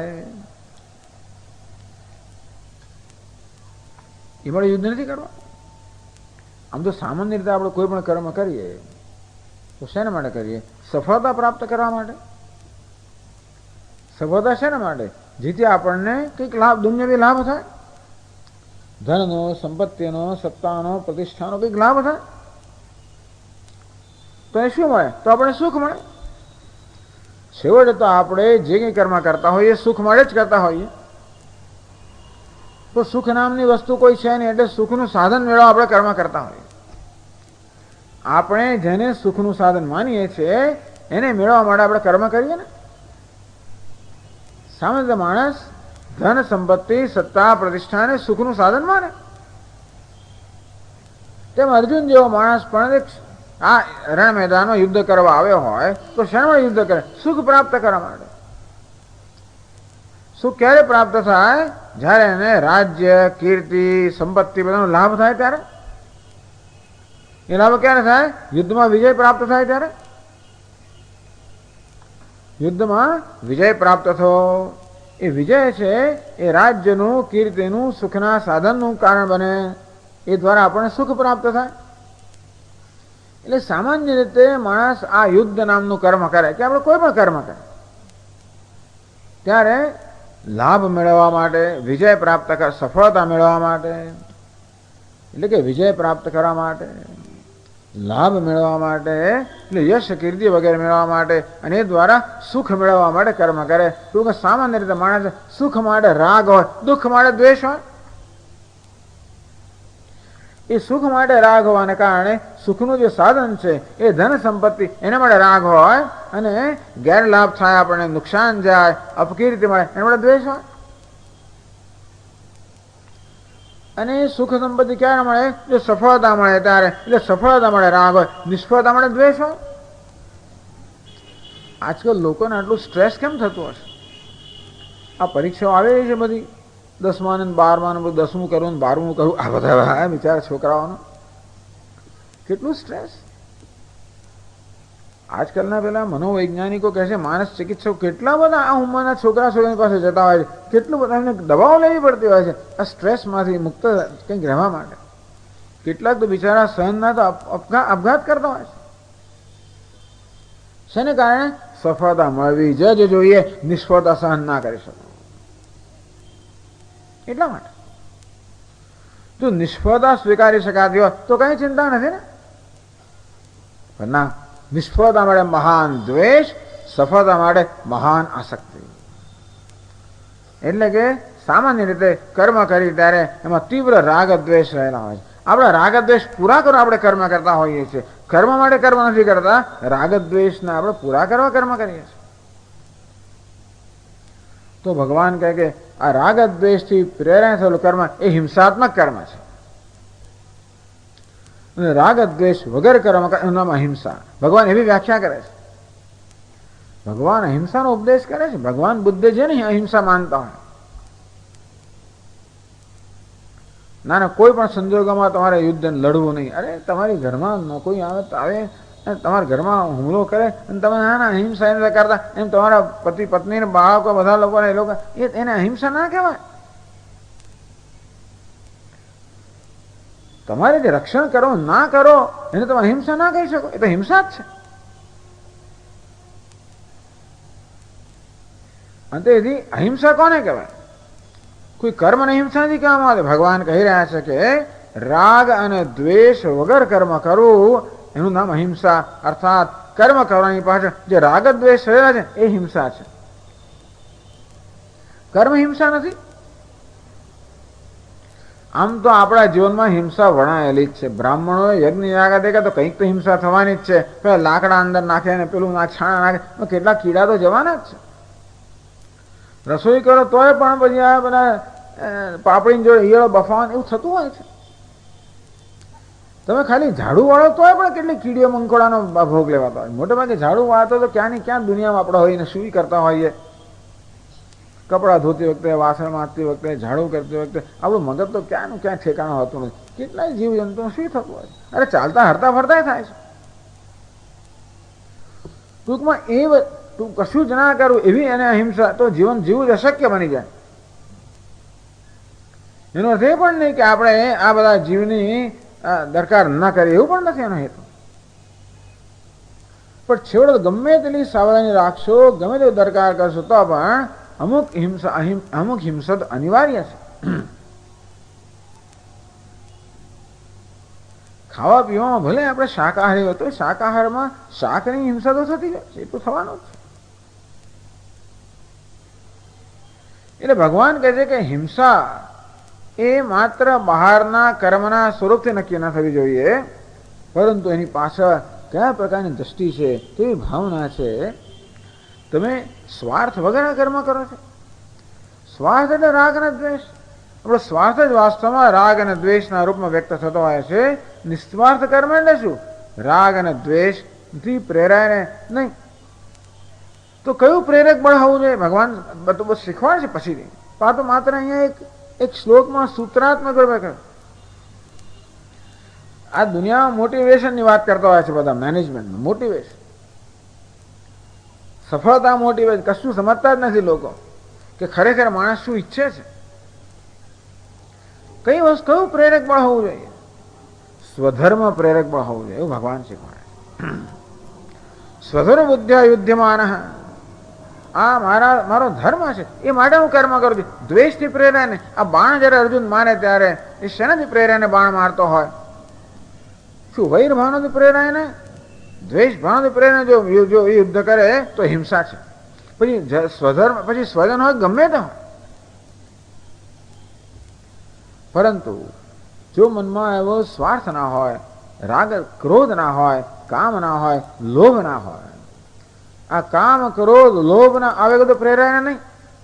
પણ આ સંજોગોમાં મને મૂકવામાં આવ્યો છે અને એથી ઈશ્વરની આજ્ઞા છે કે આ સંજોગોમાં મારે મારું કર્તવ્ય કર્મ કરવું. એ કર્તવ્ય કર્મ કરવામાં આ કરવું પડે છે. ભલે અપ્રિય હોય કે અણગમતું હોય, પરંતુ આ મારો ધર્મ છે, મારે કરવું છે. એવું નહીં કે મારે કરવું છે કે મારે કોઈને દ્વેષ માટે કરવું છે. આમ ધર્મ બુદ્ધિથી કર્મ કરવામાં આવે તો એ કર્મ અહિંસા કહેવાય. અને મોટા મોટું સારામાં સારું કર્મ પણ રાગ દ્વેષથી કર્મ તો હિંસા કહેવાય. હીનમાં હીન કર્મ પણ. પછી પેલો કસાઈ વ્યાધ હોય એને હવે એ જાતની ફરજ છે, કસાઈનો એનો ધંધો છે, મહાભારતમાં વાત આવે છે, એ પોતાનું કર્મ કરતો, પરંતુ એ ભગવાનનું નામ લેતા લેતા કર્મ કરતો હોય, એ પોતાનું કર્તવ્ય, તો એ હિંસા નથી. જ્યારે કોઈ બ્રાહ્મણ પણ હોય અને પૂજા આવું મોટું કર્મ કરતો હોય તો એની પાસે રાગ દ્વેષ કે લોભ હોય, હિંસા થઈ જાય. લોભ વૃત્તિ હોય એટલે આપણે એવું કંઈક થઈ જાય જેથી આપણને લાભ થાય. લોભ વૃત્તિ હોય ને એટલે એવું કંઈક જાત જાતની પછી આપણે ફલાણું લાવવાનું, પેલું લાવવાનું, ઢીકડું લાવવાનું, આ લાવવાનું, તે જાત જાતના બધા પછી અનેક વસ્તુ લાવવાની થાય. પછી અંદર હોય ના હોય ભગવાન જાણે. પછી લોભ વૃત્તિ આવે એટલે કંઈક થઈ જ જાય આપણાથી.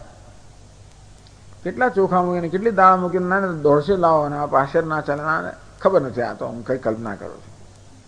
પણ સારામાં સારું કહેવાતું કર્મ પણ જો લોભ વૃત્તિ હોય, જેનો ક્રોધ હોય, જો કામ હોય તો એ આપણે કર્મને વિકૃત કરી નાખે છે.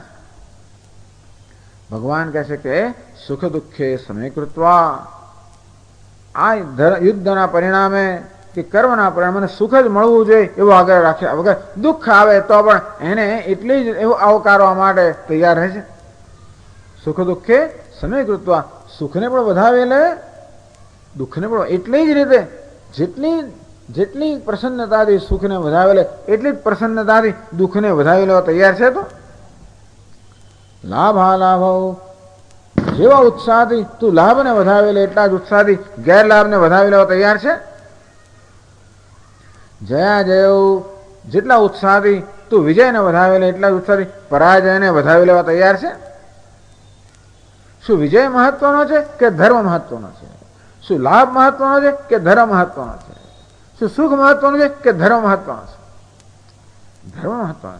તતો યુદ્ધાય, આ બધું કર્યા પછી યુદ્ધમાં તું જશે, પછી યુદ્ધ કરી, નહીં તારું યુદ્ધ હિંસા બની જશે. નૈવમ પાપમ અવાપ્સસી, અર્જુન પાપનો બહુ ડર છે. એટલે કહ્યું ને કે બધા દુર્યોધન વગેરેની હત્યા કરીને તો અમને પાપમ એવો પાપ જ અમને પ્રાપ્ત થશે ને. હત્વેના આતતાયનમ, આ બધા આતતાયની હત્યા કરે ને તો પાપ એવો આવશે, મને પાપ જ પ્રાપ્ત થશે. તો કે નહીં, આ રીતે યુદ્ધ કરીશ તો નૈવમ પાપમ અવાપ્સસી, તો તને પાપ પ્રાપ્ત નહીં થાય. આમ આ યુદ્ધ જેવું બહારથી દેખાતું ક્રૂર કર્મ પણ ક્યારે ધર્મ થાય? એ ધર્મ એ જ્યારે રાગ દ્વેષ વગર હું ઈશ્વરના હાથનો નિમિત્ત છું, આ ઈશ્વરની આજ્ઞા જે કરું છું, મારા રાગ દ્વેષથી પ્રેરાય નહીં, આ સંજોગમાં આ જ કરવા યોગ્ય છે માટે કરું છું, કોઈ વૈર ભાવના કે બદલોની ભાવનાથી નહીં. ત્યારે હે અર્જુન, આવું આ યુદ્ધ રૂપી કર્મ કરવા છતાં પણ તને પાપ નહીં લાગે. આ રીતે અર્જુનના મનનું પૂરેપૂરું સમાધાન થયું. અને યુદ્ધ કેમ કરવું એ પણ ભગવાન, એટલે જો આનું નામ અહિંસાનો ઉપદેશ. એ સમજી લેજો કે કોઈ કર્મ કરવાની પાછળ રાગ દ્વેષ હિંસા છે. અને ગમે તેવા કર્મની પાછળ જો નિસ્વાર્થ ભાવના હોય, કર્તવ્યની ભાવના હોય, ઈશ્વરને અર્પણ કરવાની ભાવના હોય તો એ અહિંસા છે. આમ ભાવના કર્મને હિંસા કે અહિંસા બનાવે છે. આ રીતે આજે આખો પ્રસંગ છે, શોક ન કરવાનો અથવા જ્ઞાનનો જે પ્રસંગ છે, એ પ્રસંગ ભગવાન આ રીતે આ 38 શ્લોકમાં અહીંયા સમાપ્ત કરે છે. એ સાથે આપણું આ સત્ર પણ સમાપ્ત થાય છે. પછીના સત્રમાં હવે જે કર્મયોગ આવે છે વગેરેની આપણે ચર્ચા હાથમાં લઈશું. ઓમ પૂર્ણમદ પૂર્ણમિદં પૂર્ણાત પૂર્ણમુદચ્યતે પૂર્ણસ્ય પૂર્ણમાદાય પૂર્ણમેવાવશિષ્યતે. ઓમ શાંતિ શાંતિ શાંતિ. શંકરં શંકરાચાર્યં કેશવં બાદરાયણં સૂત્રભાષ્યકૃતૌ વંદે ભગવन्तौ પુનઃ પુનઃ. ईश्वरो गुरुरात्मेति मूर्तिभेदविभागिने व्योमवद्व्याप्तदेहाय दक्षिणामूर्तये नमः। ॐ शान्ति शान्ति शान्तिः।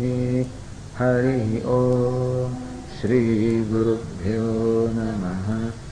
हरिः ॐ। 3, 4.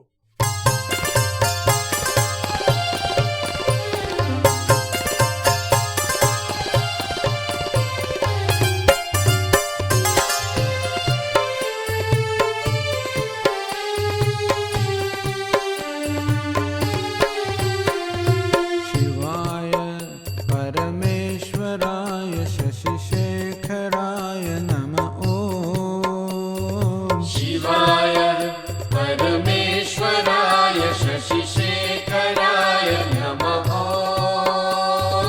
भवाय गुणसम्भवाय शिवताण्डवाय नमः। ॐ भवाय गुणसम्भवाय शिवताण्डवाय नमः।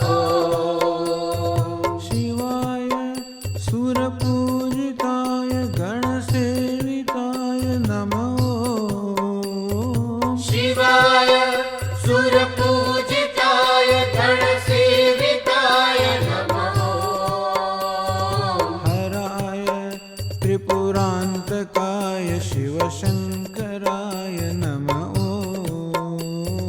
हराय त्रिपुरान्तकाय शिवशङ्कराय नमः।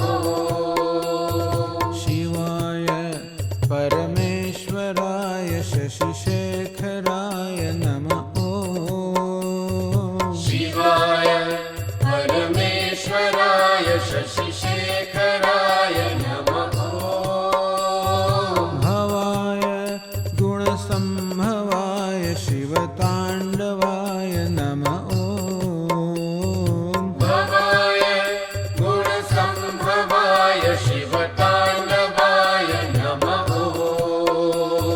शिवाय सर्वेश्वराय चन्द्रभूषणाय नमः। शिवाय सर्वेश्वराय चन्द्रभूषणाय नमः। हराय हरिपूजिताय गुहवन्दिताय नमः।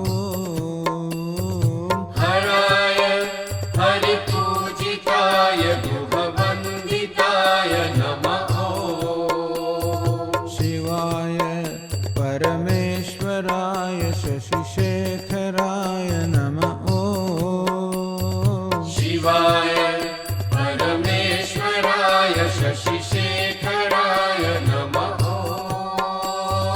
भवाय गुणसम्भवाय शिवताण्डवाय नमः। भवाय गुणसम्भवाय शिवताण्डवाय नमः। शिवाय भवभञ्जनाय मृत्युञ्जयाय नमः। शिवाय भवभञ्जनाय मृत्युञ्जयाय नमः। हराय वृषभध्वजाय भक्तप्रियाय नमः। हराय वृषभध्वजाय भक्तप्रियाय नमः। शिवाय परमेश्वराय शशिशेखराय नमः। शिवाय परमेश्वराय शशिशेखराय नमः। भवाय गुणसम्भवाय शिवताण्डवाय नमः। भवाय गुणसम्भवाय शिवताण्डवाय नमः। भवाय